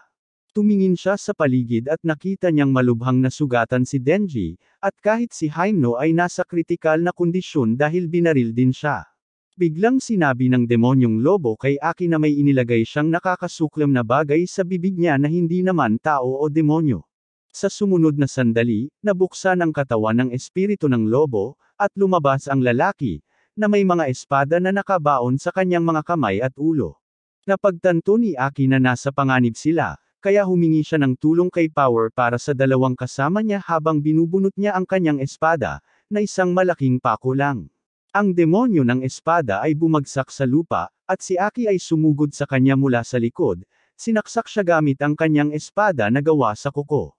Binibilang ng isang boses ang tatlo habang ginagawa niya ito, at pagkatapos ay inatake siya ng demonyo ng espada. Iniiwasan ni Aki ang kanyang mga atake at pagkatapos ay muling sinaksak siya, na may boses na nagbibilang ng 2 sa pagkakataong ito. Pagkatapos ay sinaksak niya ulit ito, at habang nagbibilang ang boses ng isa, itinulak ng demonyo ng espada si Aki. Sinabi niya sa kanya na hindi siya nasaktan ng mga atake nito, ngunit pagkatapos ay sinabi ni Aki sa sinumpaang demonyo na tapusin siya. Ang boses ay nagbilang hanggang 0, at pagkatapos ay biglang, isang malaking maputlang kamay ng sinumpaang demonyo ang humawak sa demonyo ng espada at pagkatapos ay sinipsip ang buhay nito. Naiwang patay sa lupa ang demonyo ng espada, at pagkatapos ay tinanong ni Aki si Power kung okay lang si Haimno. Sinabi niya sa lalaki na kailangan niya ng tulong medikal, at pagkatapos ay naisip ni Aki kung paano nakakuha ng baril ang lalaki sa Japan dahil tanging mga mangangaso ng demonyo at mga opisyal ng pulisya lamang ang pinapayagang magkaroon nito. Sa tingin niya, mas mahalaga ngayon ang pagligtas kay Haimno, pero bago pa siya makagawa ng anuman, may dumating na babae at sinabing kayang pumatay ng sinuman sa 3 hampas ng sinumpaang demonyo, na isang kawili-wiling kapangyarihan. Pagkatapos ay lumapit siya sa demonyo ng espada at tinulungan itong makatayo muli, at maayos lang ito kahit na napatay ng sumpa. Tinatanong siya ng batang babae kung bakit siya natalo, at sumagot siya na lubos niyang minamaliit ang kanyang kalaban. Hinihiling niya sa kanya na tapusin siya ng mabilis sa pagkakataong ito, at naghahanda ang demonyo ng espada na sumalakay. Sinusubukang ipagtanggol ni Aki ang sarili, ngunit bago pa man niya mapansin, nasa likod na niya ang demonyo ng espada, at nagawa na nitong magbigay ng malalim na sugat sa kanyang dibdib. Napaluhod si Aki, at humiling si Haimno ng lakas upang tulungan siya. Sabi niya hindi niya kayang labanan ang lalaking napakabilis para makita niya, at kahit ang Ghost Devil ay tumangging labanan ang babae, sinasabing napakadelikado niya. Umuubo si Haimno ng dugo at pagkatapos ay may napagtanto. Sinabi niya sa kanyang maltong demonyo na ibibigay niya ang buong katawan niya rito, kaya dapat din itong ibigay ang buong lakas nito sa kanya. Tinanggap ng Ghost Devil ang kasunduan at nagpakita sa kanyang buong anyo. Inaatake niya ang demonyo ng espada gamit ang daan-daang braso, at patuloy naman itong pinapalas ang mga ito. Habang nawawala ang kanyang mga braso, inuutusan niya ang Ghost Devil na supalan ang Sword Devil. Kakainin na siya ng multo, at akala ni Hyno ay nagtagumpay siyang iligtas si Aki. Sinabi niya sa kanya na mabuhay at ipagluksa ang kanyang pagkamatay, ngunit biglang, inutusan ng isa pang babae ang demonyong ahas, na biglang nilamon ng demonyong multo. Pagkatapos noon, nang lumingon si Aki kay Hyno, nakita niyang nawala na ito, at ang natira na lang ay ang mga damit nito at ang eye patch na nasa sahig. Wasak din si Aki, at nagpa siya ang babaeng ahas na huwag siyang pansinin. Nawala na rin ang kapangyarihan, pero wala rin siyang pakialam sa kanya. Sabi niya, kunin na lang nila ang puso ng Chainsaw Devil at bumalik, pero may huling gagawin pa ang Ghost Devil para kay Hyno. Gumagapang patungo kay Denji ang isang putol na braso at hinayla ang kanyang kordon, na nag-activate ng kanyang kapangyarihan sa chainsaw.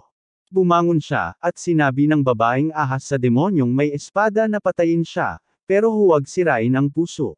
Sabi ni Denji, wala na siyang ibang alam, pero alam niyang masasamang tao sila, at gusto niya ang masasamang tao dahil walang nagrereklamo kapag pinapatay niya sila.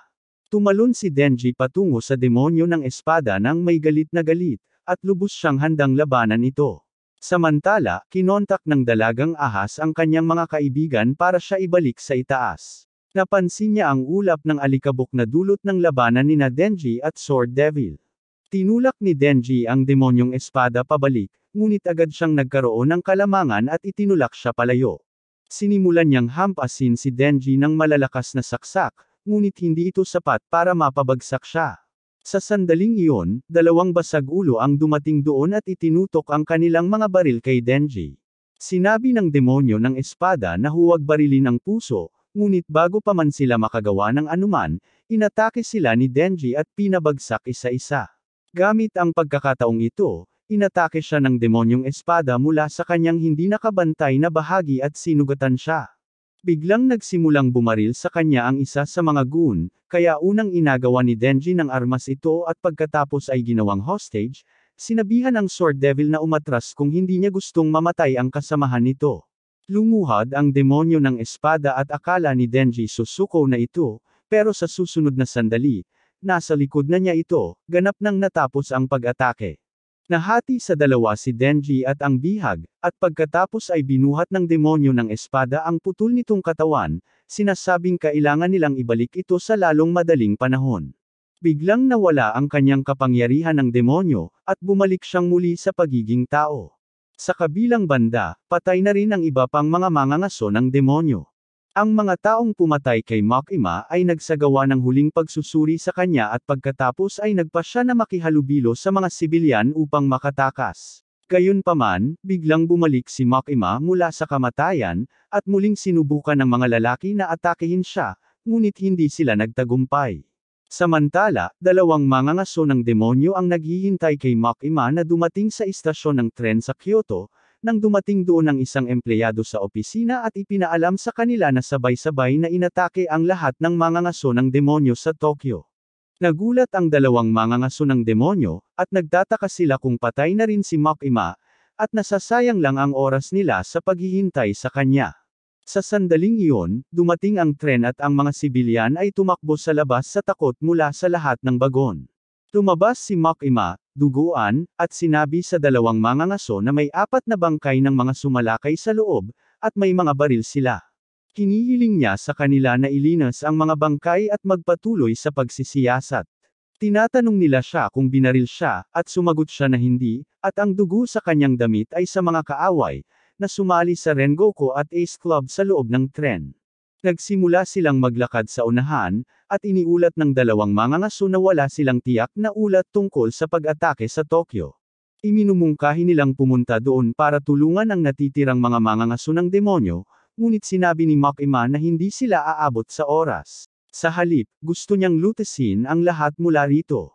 Hinihiling niya sa mga mangangaso na dalhin sa kanya ang 30 bilanggo na nakatakdang bitin at ang eksklusibong karapatan na makapasok sa pinakamataas na dambana sa lungsod, kasama ang bagong hanay ng damit.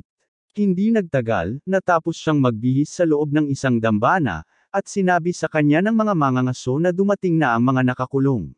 Pabalik sa Tokyo, hinihila ng Sword Devil at ng kanyang mga tauhan ang katawan ni Denji papunta sa kanilang van nang biglang huminto ang isa sa kanila dahil narinig niya ang pag-awit ng uwak sa malapit.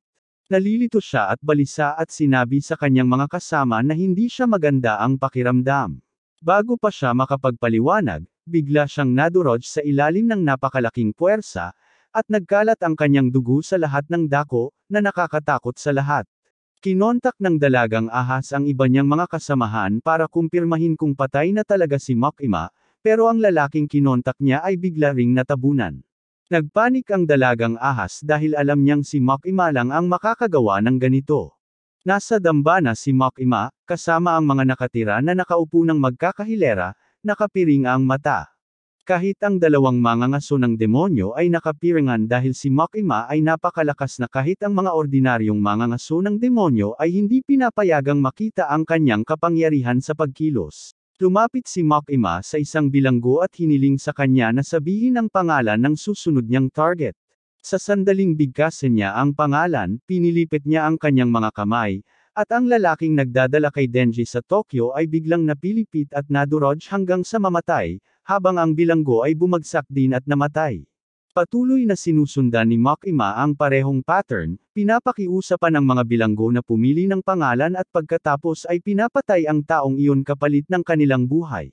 Kahit ang mga nagtatangkang tumakas ay natutupi at sumasabog hanggang sa mamatay. Sunod-sunod na namamatay ang lahat, ngunit nang natira na lang ang dalawang pangunahing kaaway, biglang tumigil ang pagpatay dahil naubusan na ng mga bilanggo sa death row si Makima. Sinabi niya sa dalawang mangangaso na tanggalin ang kanilang mga takip sa mata, at nagulat sila nang makita nilang patay ang lahat ng lalaki sa harap nila. Sabi ni Makima, ito na lang ang kaya niyang gawin mula rito, kaya babalik na siya ngayon sa Tokyo. Sa Tokyo, nagpaplanong tumakas ang dalagang ahas at demonyong may espada mula sa lugar habang kaya pa nila. Sinusubukan ng demonyong espada na isama si Denji, nang biglang napansin niya na isa sa mga mangangaso ng demonyo ang nakaligtas sa pag-atake. Walang iba kundi si Kobni, na nakaligtas lamang dahil pinrotektahan siya ni Eri mula sa pag-atake, kahit na binaril siya sa leeg. Kinakabahang tinanong niya ang dalagang ahas at ang demonyong espada kung kasama sila ng mga taga-baril, at may nakita ang dalagang ahas sa kanya na nagtulak sa kanya na tawagan ang demonyong ahas para humingi ng tulong. Naiwasan ni Kobni ang buntot ng demonyong ahas at nagsimulang tumakbo dito patungo sa mga kaaway. Binaril siya ng demonyong may espada, pero nailagan niya ang mga bala at pagkatapos ay pinutol ang braso nito. Kinuha niya ang baril nito at binaril sa halip, at nang subukang barilin siya ng babaeng ahas, madali niyang nailagan ang unang ilang bala at pagkatapos ay ginamit si Denji bilang panangga. Napansin ng babaeng ahas na hindi niya kayang barilin si Kobni, at ang kanyang kasama ay nasa masamang kalagayan din, kaya itinulak niya ito sa van at pagkatapos ay nagsimulang umalis, halos hindi maiwasan ang ilang putok ni Kobni. Kapag wala na sa paningin ang mga umaatake, nag-breakdown si Kobni, humihingi ng paumanhin kay Denji dahil sa pagtatangkang patayin siya sa hotel. Nang subukan siyang patayin ng Mama Meryl pagkatapos makakuha ng RI, mabilis siyang lumipat sa likod at pinagbabaril ang sarili nito. Pakiramdam ni Kobni ay nababaliw na siya dahil sa trabaho, at iniisip niyang sasabihin niya kay Haino na magre-resign siya sa trabahong ito sa susunod na makita niya ito. Mamaya, bumalik si Makima sa Tokyo para maghanap ng isa pang nakaligtas sa mga Devil Hunter. Sinabi niya sa kanya na karamihan sa mga miyembro mula sa mga grupong 1 hanggang 4 ay na-eliminate na, maliban sa mga hindi tao. Sinabi sa kanya ng mga nakatataas na opisyal na ang lahat ng 4 na grupo ay pagsasamahin na ngayon sa ika-4 na pangkat, na direktang nasa ilalim ng utos ni Makima. Hindi siya nagpapakita ng anumang emosyon kahit pagkatapos marinig ang lahat ng ito, at pagkatapos ay isinumite ng lalaki ang kanyang liham ng pagbibitiw dahil hindi niya gustong gawin ang isang trabaho kung saan halos sigurado ang kamatayan. Kinabukasan, nagising si Eki sa isang silid sa ospital kasama sina Denji at Power na nagbabasa ng manga at kumakain ng mansanas. Tila wala silang pakialam sa anumang bagay at nag-aaway kapag hiniling ni Power kay Denji na ibigay sa kanya ang mansanas. Sinabi niya sa kanya na walang pagkain para sa mga tumatakas sa kaaway, at sinabi naman niya sa kanya na umalis lang siya para kumain ng mabilis para magkaroon ng lakas. Habang naglalaban sila, biglang tumayo si Eki at tinanong sila kung sino ang nakaligtas mula sa kanilang koponan. Sinabi ni Denji sa kanya na si Cub Ani at ang ilang iba pang lalaking nagbitiw pagkatapos ay ang tanging nakaligtas na tao. Sabi niya tinawagan siya at si Power ni Makima, kaya pupunta na sila, at dadalhin nila ang mga mansanas. Mukhang malungkot si Eki, kaya iniwanan na lang ni Denji ng isang mansanas para sa kanya. Kapag nag-iisa na siya, binunot ni Eki ang kanyang espada at tinanong ang sinumpaang demonyo kung gaano na lang katagal siya mabubuhay.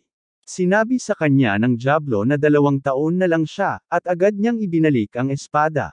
Sinusubukan niyang sindihan ang sigarilyo, pero patuloy siyang nahihirapan sa lighter. Sa pag-ilaw pa lang niya, naaalala niya si Hyemno at lahat ng beses na inaalok niya siya ng mas magaan kapag magkasama silang naninigarilyo. Binitawan niya ang sigarilyo mula sa bibig niya at pagkatapos ay pinilipit ito habang nagsisimulang tumulo ang luha sa kanyang mga mata. Nakatayo si Denji sa labas ng pinto at nakikinig sa lahat ng ito. Bumalik siya para kunin ang manga, pero ngayon hindi na siya makapasok sa kwarto. Sa tingin niya, tiyak na napakaraming sakit ang nararamdaman ni Eki dahil nawalan siya ng maraming kaibigan, kasama na si Hyemno, pero bigla siyang nagtataka kung bakit hindi siya umiyak para sa kanya dahil siya ang unang taong gustong makipagkaibigan sa kanya. Naaalala niya kung gaano siya kalungkot nang mamatay si Pakhita, pero ngayon na iniisip niya ito, hindi siya nalulungkot para kay Hyemno. Sa tingin niya, hindi rin siya malulungkot sa pagpanaw ni Power o ni Eki. Naniniwala si Denji na kahit mamatay si Makima, malulungkot lang siya sandali at pagkatapos ay babalik sa pagiging masayahin gaya ng dati dahil namumuhay siya sa komportableng buhay na palagi niyang pinapangarap. Nagtataka siya kung nawala ba ang kanyang damdaming pantao nang mawala ang kanyang pusong pantao, pero pagkatapos ay nagpasya siyang huwag nang isipin ang mga bagay na hindi masaya. Umalis silang dalawa ni Power at sa sandaling iyon, pumasok sa kwarto ni Eki ang 2 mangangaso ng demonyo mula sa kayuto. Nakita nila siyang umiiyak at nagtataka kung babalik ba sila mamaya, pero tinanong sila ni Eki kung sino sila. Sinabi ng batang babae sa kanya na galing sila sa kayuto, at hiniling ni Makima sa kanila na gabayan ang ika-4 na dibisyon. Sa kanilang payo, sinubukan ni Eki na tawagin ang demonyo ng lobo, ngunit hindi ito lumabas. Sinabi sa kanya ng mga mangangaso ng kayuto na nasuklam ang sorrow sa demonyong espada na ipinakain niya rito, at baka hindi na muling tumulong si Eki. Alam din nila na hindi na niya magagamit ng madalas ang Sumpain na espada ngayon, kaya narito sila upang sabihin sa kanya na makipagkontrata sa isang makapangyarihang demonyo kung gusto niyang maging kapaki-pakinabang sa espesyal na dibisyon. Sinabi nila sa kanya na pwede siyang huminto para mapadali ang kanyang buhay, pero tumanggi si Eki dahil buhay pa rin ang mga demonyong pumatay sa kanyang mga magulang at kaibigan. Natutuwa ang mga bisitang mangangaso na marinig ito at sinabi kay Eki na babalik sila bukas para sa natitirang pamamaraan. Pagkaalis nila, may isa pang pumasok, at nanlaki ang mga mata ni Eki nang makita niya ang mukha nito. Sa kabilang banda, pinangunahan ni Makima sina Denji at Power sa isang sementeryo, sinasabing matapos ang kamakailang insidente, gusto niyang sanayin ang kanilang grupo upang maging mas malakas. Dahil magiging abala siya sa ibang mga bagay, nagpasya siyang magdala ng isang napakahusay na guro para sa kanila. Dinala niya sila sa guro, ngunit bago pa niya ito maipakilala, pinatahimik siya nito. May ilang tanong siya para kay Denji at Power. Tinanong niya sila kung ano ang naramdaman nila sa pagkamatay ng kanilang mga kasama, at sumagot sila na wala lang. Tinanong niya kung gusto nilang maghiganti, at sumagot sila na ang paghihiganti ay malungkot na bagay at hindi nila ito gusto. Sa wakas, tinanong ng lalaki kung kaninong panig sila, ng mga tao o ng mga demonyo. Sumagot si Denji na kakampi siya sa sinumang mag-aalaga sa kanya, at sinabi ni Power na kakampi siya sa sinumang nananalo. Tumingon ang lalaki at sinabi sa kanila na nakakuha sila ng perpektong marka sa kanyang pagsusulit, at gusto na niya sila. Tinanggap niya sila bilang kanyang mga estudyante at sinabihan si Makima na umalis. Sinusubukan ni Denji na abutin siya, pero biglang niyakap ng lalaki sina Denji at Power. Ipinakilala niya ang sarili bilang si Kishib, isang mangangaso ng demonyo mula sa unang dibisyon, at sinabi sa kanila na mas gusto niyang tawaging guro. Gusto niya ng alak, babae, at pagpatay sa mga demonyo. Hindi pinansin ni Denji at Power ang nangyari, At pagkatapos ay biglang mahigpit na hinawakan ni Kishi ang kanilang leeg at binali ito. Nababagsak sila sa lupa, hindi makagalaw. Sabi ni Kishi, pareho lang sila ng kahinaan ng mga tao, at kapag nabali ang kanilang leeg, wala na rin silang silbi tulad ng ibang tao. Gayunpaman, alam niya na ang nagpapatingkad sa kanila ay ang kakayahan nilang gumaling sa pamamagitan ng pag-inom ng dugo. Binubuhusan niya ng dugo ang kanilang bibig mula sa isang supot na ninakaw niya sa isang blood bank, at parehong bumangon sina Denji at Power. Tinanong nila siya kung bakit niya sila sinakal kanina, at sinabi ni Kishi na marami na siyang sinanay na tao pero wala pa siyang nasanay na demonyo, kaya hindi siya sigurado kung ano ang gagawin. Sa wakas, may naisip siya sa kanyang utak na pinapaandar ng alak. Sinabi ni Kishi na siya ang pinakamalakas na Devil Hunter, at ang demonyong makakatalo sa kanya ay dapat na pinakamalakas din. Kaya naman nagpasya siyang sanayin sina Denji at Power para maging sapat ang lakas upang matalo siya. Agad niyang sinimulan ang kanilang pagsasanay, at lumikha si Power ng martelyong dugo at ibinigay ito kay Denji. Direkta niyang inihampas ito sa ulo ni Kishi, pero bumunot siya ng kutsilyo at sinaksak siya bago pa man siya makarik. May kapangyarihang sumugod sa kanya mula sa likod, pero sinlaslas ni Kishi ang lalamunan nito habang binabagsak niya si Denji. Pareho silang nagsimulang dumyugo, pero natuwa si Kishi na may lakas ng loob silang atakehin agad ang ulo ng kaaway. Sabi niya, mula pa noong bata siya, masyado siyang malakas at madaling masira ang kanyang mga laruan, pero ngayon mayroon siyang dalawang laruan na halos walang kamatayan, at tiyak na sasanayin niya ang mga ito para maging mga mangangaso ng masasamang demonyo. Binubugbog niya ang mga ito at pagkatapos ay ginagamot hanggang dumating ang gabi, at pagkatapos ay bumabalik sa kanyang bahay. Bumagsak sa lupa si Denji at nagsimulang umungol ng hindi maintindihang mga tunog dahil malubhang nasira ang kanyang utak mula sa pagsasanay. Nire-reset ni Power ang kanyang utak sa pamamagitan ng pagpalo dito na parang remote ng TV, at bumalik sa katinoan si Denji. Tinanong niya kung ilang beses na siya halos mamatay ngayong araw, at sinabi sa kanya ni Power na mas marami pa sa bilang na kaya niyang bilangin gamit ang kanyang mga daliri. Habang pauwi sila, nagreklamo sila na masyadong malakas si Kishi, pero pagkatapos ay nagkaroon ng magandang ideya si Power. Sabi niya malakas ang guro, pero lasing Jero naman siya sa huli, at siguro mahina talaga ang utak niya. Sabi niya gagamitin nila ang kanilang talino para linlangan siya at madaling manalo sa labanan, at sumang-ayon si Denji, sinasabing nararamdaman na niyang tumataas ang kanyang IQ. Kinabukasan, habang dumating si Kishi para sunduin sila sa kanilang bahay, handa na sina Denji at Power na ambusin siya. Sa pagdating niya sa pinto, pinaputukan siya ni Power ng sibat na dugo sa ulo, at bahagya lang siyang nakaiwas dito. Hindi pa siya tapos, at ginagamit niya ang mga bote ng dugo sa itaas na palapag para polanan pa ng mga sibat si Kishi, pero nailega niya lahat ng ito at pagkatapos ay binasag gamit ang kanyang mga kamao. Sa sandaling iyon, tumalon si Denji mula sa itaas na palapag upang atakehin siya gamit ang palakol, ngunit sinipa siya ni Kishi at Natamba. Namangha siya na nagdesisyon sina Denji at Power na gamitin ang kanilang utak, kahit na isa lang ang cell ng utak nila sa kabuuan. Sabi niya gusto niyang makita silang mas madalas gumamit ng ganitong mga plano. Tungkol naman sa mga dahilan kung bakit sila natalo, ito ay dahil masyadong maraming dugo ang ginamit ni Power at nagkaroon siya ng anemia, habang hindi naman nahulaan ni Denji ang kanyang atake. Sabi niya sapat na ang pagsasanay para sa araw na ito, para makapagpahinga sila. Masaya si Denji tungkol doon, pero pagtayo niya, itinapo ni Kishi ang isang kutsilyo diretso sa ulo niya, sinasabing hindi dapat magtiwala ang isang hayop sa mga salita ng isang mangangaso. Sa kabilang banda, dinala ng dalawang bisitang mangangaso si Eki sa napakasiguradong pasilidad kung saan nila iniimbak ang malalakas na demonyong nahuli ng buhay ng Bureau. Tinanong siya ng lalaki kung sino ang magandang babae na bumisita sa kanya kahapon, at sinabi ni Eki na kapatid ito ng kanyang kasosyo. Tinanong ng lalaki kung malakas ang suntok niya, at sumagot siya na binigyan lang siya nito ng ilang sulat na isinulat ni Haimno para sa kapatid niya. Habang binabasa ni Eki ang mga sulat, natuklasan niya na karamihan sa mga ito ay tungkol sa kanya at kung paano gusto ni Haimno na maging pribado siya kasama nito upang magkaroon sila ng medyo mapayapang buhay.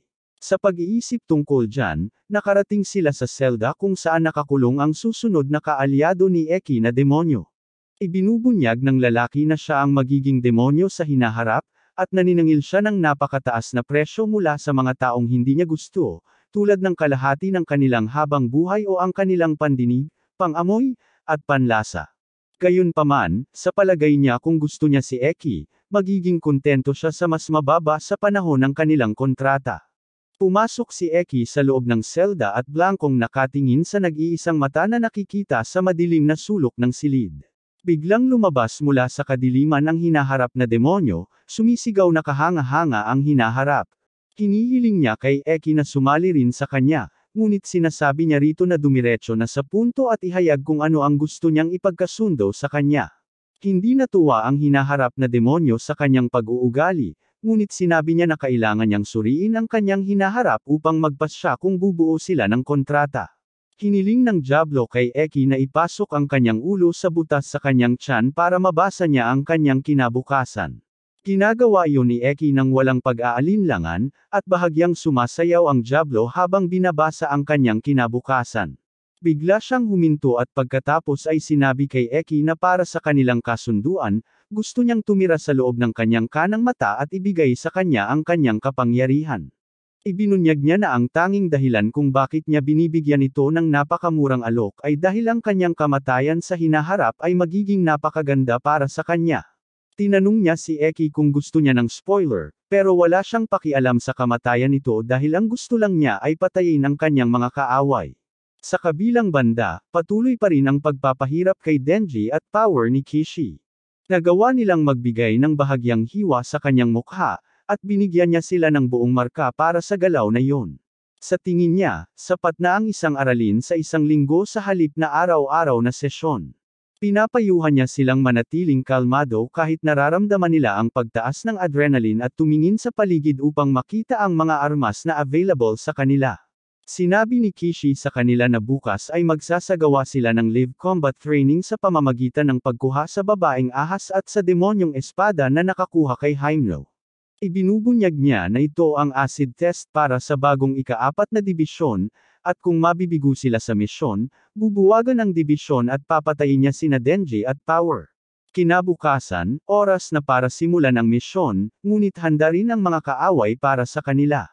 Nagtipon ang mafia sa ilalim ng demonyong may espada, at kasama rin niya ang babaeng ahas. Naniniwala siya na hindi sila mailigtas ng pagtakas mula kay Makima, pero kung mananatili sila rito, may bentahe sila sa labanan dahil sa sariling teritoryo, dahil nag-iwan ang matandang mafia bastard ng regalo para sa kanila sa anyo ng hukbo ng mga zombie. Sabi ng babaeng ahas, plano nilang gamitin ang hukbong ito ng mga zombie para pigilan ang ika-4 na dibisyon at pagkatapos ay hulihin si Denji at nakawin ang kanyang puso na parang chainsaw. Sa kabilang banda, bumibisita si Makima sa malaking boss ng Japanese mafia, na nagsasabi sa kanya na hindi niya iniutos ang pag-atake sa kanyang mga tauhan, at ang babaeng ahas na si Sawa ang nagpakilala sa kanyang mga tauhan sa Gun Devil. Ibinunyag ng mafia boss na humihingi ang Gun Devil ng 20,000 yen at pagkatapos ay binibigyan ng baril at bala ang mga taong nakikipagkontrata sa kanya, na tila hindi pangkaraniwan para sa isang demonyo. Hinihiling ni Makima sa boss na ibigay ang mga pangalan ng mga taong pumirma sa kontrata, at pumayag naman ito. Ngunit nang sabihin niya na kailangan din niyang ibigay ang mga pangalan ng mga taong mula sa ibang pamilya ng mafia, tumanggi ito, sinasabing magdudulot ito ng digmaan na magpapagulo sa kanilang bansa. Sinindihan niya ang sigarilyo at hinaypan ang usok kay Makima, sinasabing sila ay isang kinakailangang kasamaan na nagpoprotekta sa bansa mula sa dayuhang kasamaan, ngunit baka hindi niya ito maintindihan dahil babae siya. Lahat ay tumatawa sa kanya, at pagkatapos ay biglang inilagay ni Makima ang isang bag sa mesa.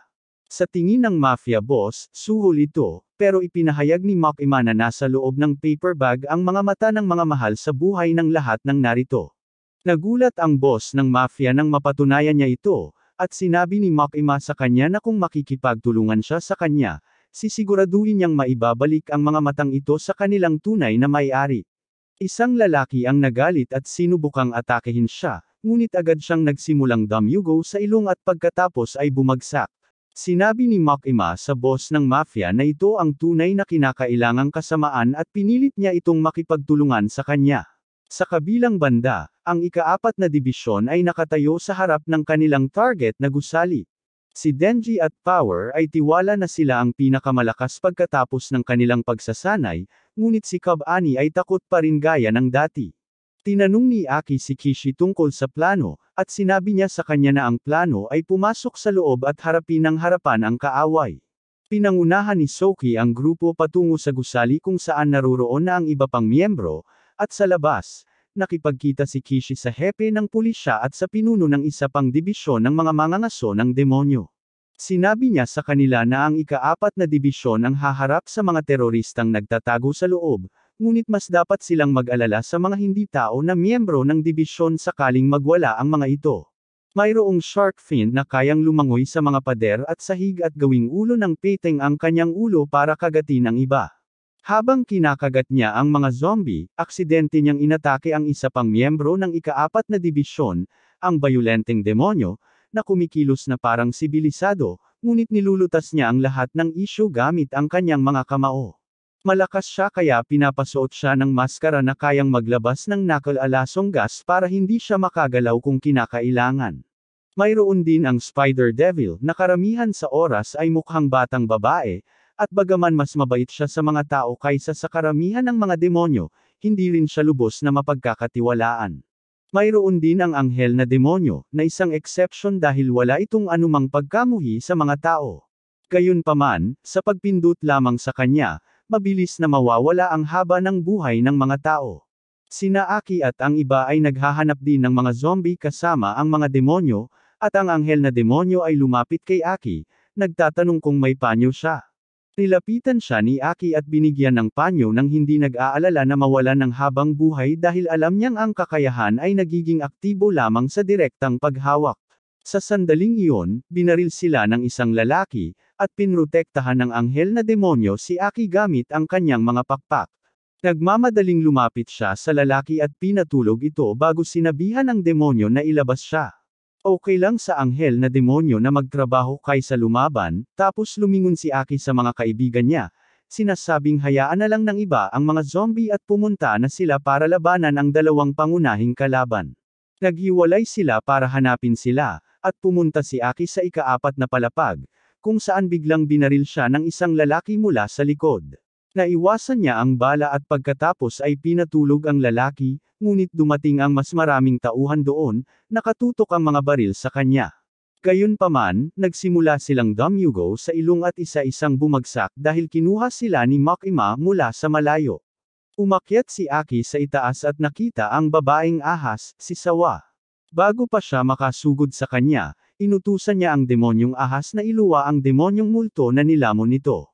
Si Sawa ang may control sa Ghost Devil ngayon, at pinakiusapan niya itong patayin si Aki. Pinipigilan niya ang mga atake nito gamit ang kapangyarihan ng demonyo sa hinaharap na nagbibigay daan sa kanya na makita ang mga kaganapang mangyayari pagkalipas ng ilang segundo. Gayunpaman, wala siyang ibang pakinabang bukod doon, kaya nagawang daijin siya ng maltong demonyo. Hinawakan niya ang lalamunan nito at hinayla palapit, pagkatapos ay sinimulang sakalin nito sa utos ni Sawa. Habang nawawala ng malay, naaalala ni Aki ang araw na kinumbinsi siya ni Haimno na subukan ang paninigarilyo sa unang pagkakataon, ngunit nang malaman niya na hindi pa siya nasa hustong gulang, kinuha niya ito mula sa kanya. Sinabi niya sa kanya na itatago niya ito para sa kanya at ibibigay sa kanya kapag siya ay naging adulto na may adiksayon. Biglang natagpuan ni Aki ang sarili sa sahig, dahil hindi siya tinapos ng Ghost Devil. Inilagay niya ang nakasarang kamao sa harap nito, at habang binubuksan niya ito, naroon ang sigarilyong itinago ni Haimno para sa kanya sa lahat ng panahong ito. Habang tinatanggap ito ni Aki, nalulunod siya sa damdamin, ngunit pagkatapos ay nakita niya ang madaling paghihiganti na nakasulat dito. Ito ang nagbigay sa kanya ng solusyon sa kanyang problema, at casual siyang naglakad patungo sa maltong demonyo at sumakay dito habang wala itong ginagawa. Sinabi sa kanya ni Haimno na bulag ang maltong demonyo at ang tanging paraan nito para maramdaman ang kanyang mga target ay sa pamamagitan ng takot, kaya walang takot siyang naglalakad at umakyat sa leeg ng demonyo. Nang isipin si Haimno habang pinupugutan ang sarili, nagulat si Sawa nang makita ito at sinubukang atakehin siya, ngunit napansin niyang nasa likuran na niya si Kobni. Sa ilalim ng kutsilyo sa kanyang leeg, nanghina ang tuhod ni Sawa nang malaman niyang natalo siya, at sumuko siya sa pag-iisip na lumaban pa. Sa kabilang banda, sina Denji at Power ay nasa elevator, at nasuklem siya nang makita niyang kumakain ito ng braso ng zombie. Sinabi sa kanya ni Power na karne ay karne, at nagkaroon sila ng away. Sa sandaling iyon, bumukas ang pinto ng elevator, at may nagkalat na mga zombie sa harap nila. Hindi pa nila napapansin ang mga ito, at gustong makalusot ni Denji, ngunit biglang ipinahayag ni Power ang kanyang presensya para marinig ng mga zombie. Gusto niyang harapin sila ng harapan at sinugod sila gamit ang mga talam na gawa sa dugo. Akala niya binabantayan siya ni Denji at nakikita kung gaano siya kaganda, pero matagal na siyang umalis patungong mas mataas na palapag sa elevator. Sa susunod na paghinto, makakaharap ni Denji ang Sword Devil at ang dalawang tauhan nito, na handang barilin siya. Hawak ni Denji ang cord pero sinabi ng Sword Devil na gusto niyang makipag-usap bago lumaban. Sinusubukan niyang manipulahin at gipitin si Denji tungkol sa pagpatay niya sa kanyang lolo at iba pa, pero sinabi ni Denji na zombie na sila noong pinatay niya sila. Sinabi sa kanya ng demonyo ng espada na ang mga zombie ay dating tao rin, at dapat siyang makaramdam ng awa sa pagpatay sa kanila. Sinasabi niya na kahit siya ay hindi makatulog kapag nakapatay siya ng zombie, kahit na pinalitan ng puso ng espada ang kanyang puso. Hinihiling niya kay Denji na gawin lang ang isang bagay na tao sa kanyang buhay at hayaan silang patayin siya. Sinabi lang ni Denji na hindi, at sumuko na ang Sword Devil sa pagpaparamdam sa kanya ng pagkakasala.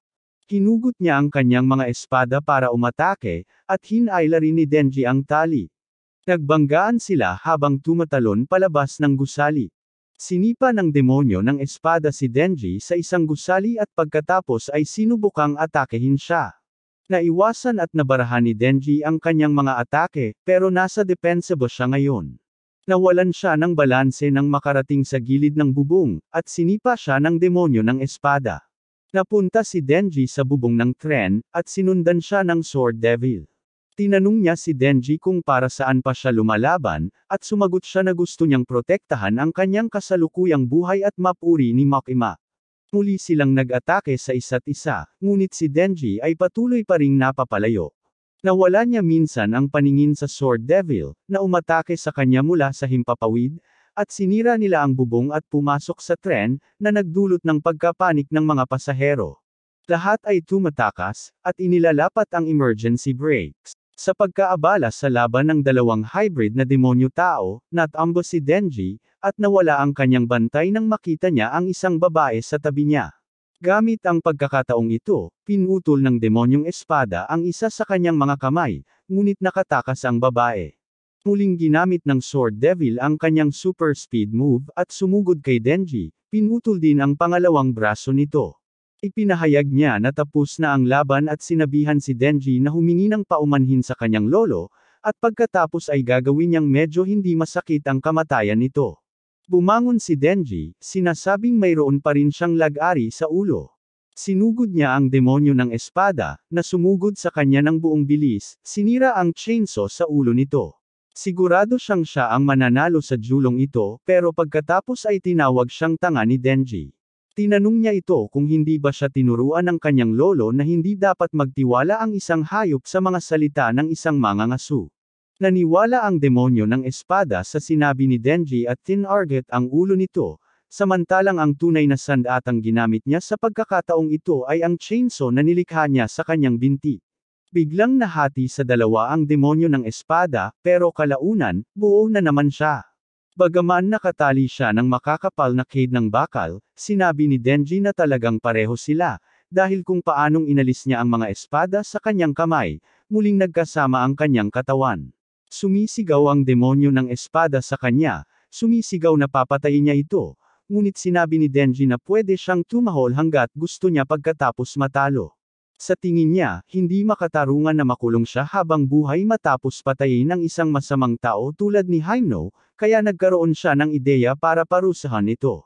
Sa sandaling iyon ay dumating din si Eki doon, at sinabi ni Denji sa kanya na sakto ang kanyang pagdating dahil maglalaro na sana siya kasama ang espada na demonyo. Unang iniulat ni Eki ang lokasyon sa pulisya, Pagkatapos ay tinanong niya si Denji kung ano ang iniisip nito. Sumagot siya na binaril ng lalaki si Hyuno, kaya susundan nila ito ng suntok sa bayag, at ang pinakamalakas na sisigaw hanggang dumating ang pulis ang mananalo. Tinawag siyang baliw ng lalaki at kahit si Eki ay nadismaya. Sabi niya hindi trabaho nila na parusahan ang lalaking ito, pero nang makita niya ang madaling paraan ng paghihiganti sa pamamagitan ng sigarilyo, nagpasya siyang makipaglaro pagkatapos ng lahat. Sinipa ng dalawang batang lalaki ang bayag ng demonyong espada ng buong lakas nila bilang paraan ng pagtugtog ng awiting panglibing para kay Hyuno hanggang sa dumating ang pulis. Hindi nagtagal pagkatapos nito, ipinresente ni Makima ang ulat tungkol sa insidente sa kanyang mga nakatataas. Sisawa ang utak sa insidenteng ito, ngunit bago pa man nila siya makuha para sa interogasyon, nagpakamatay siya sa pamamagitan ng pagpapakain sa kanya ng demonyong ahas. Naniniwala si Makima na baka bahagi ito ng kanyang kontrata sa Gun Devil. Gayunpaman, nakuhanan nila ng mga 1 kilo at kalahati ng laman ng Gun Devil mula sa mga terorista at kapag isinama sa dami na mayroon sila sa bureau, sa wakas ay nagsisimula ng tumutok ang masa sa mismong Gun Devil. Samantala, nagpatuloy sina Denji, Eki, at Power sa kanilang pang-araw-araw na buhay at nagsimulang maging mas malapit sa isa't isa, hindi alam na nagsimula ng gumalaw ang malalaking bagay at hindi na malayo ang araw na haharapin nila ang Gun Devil.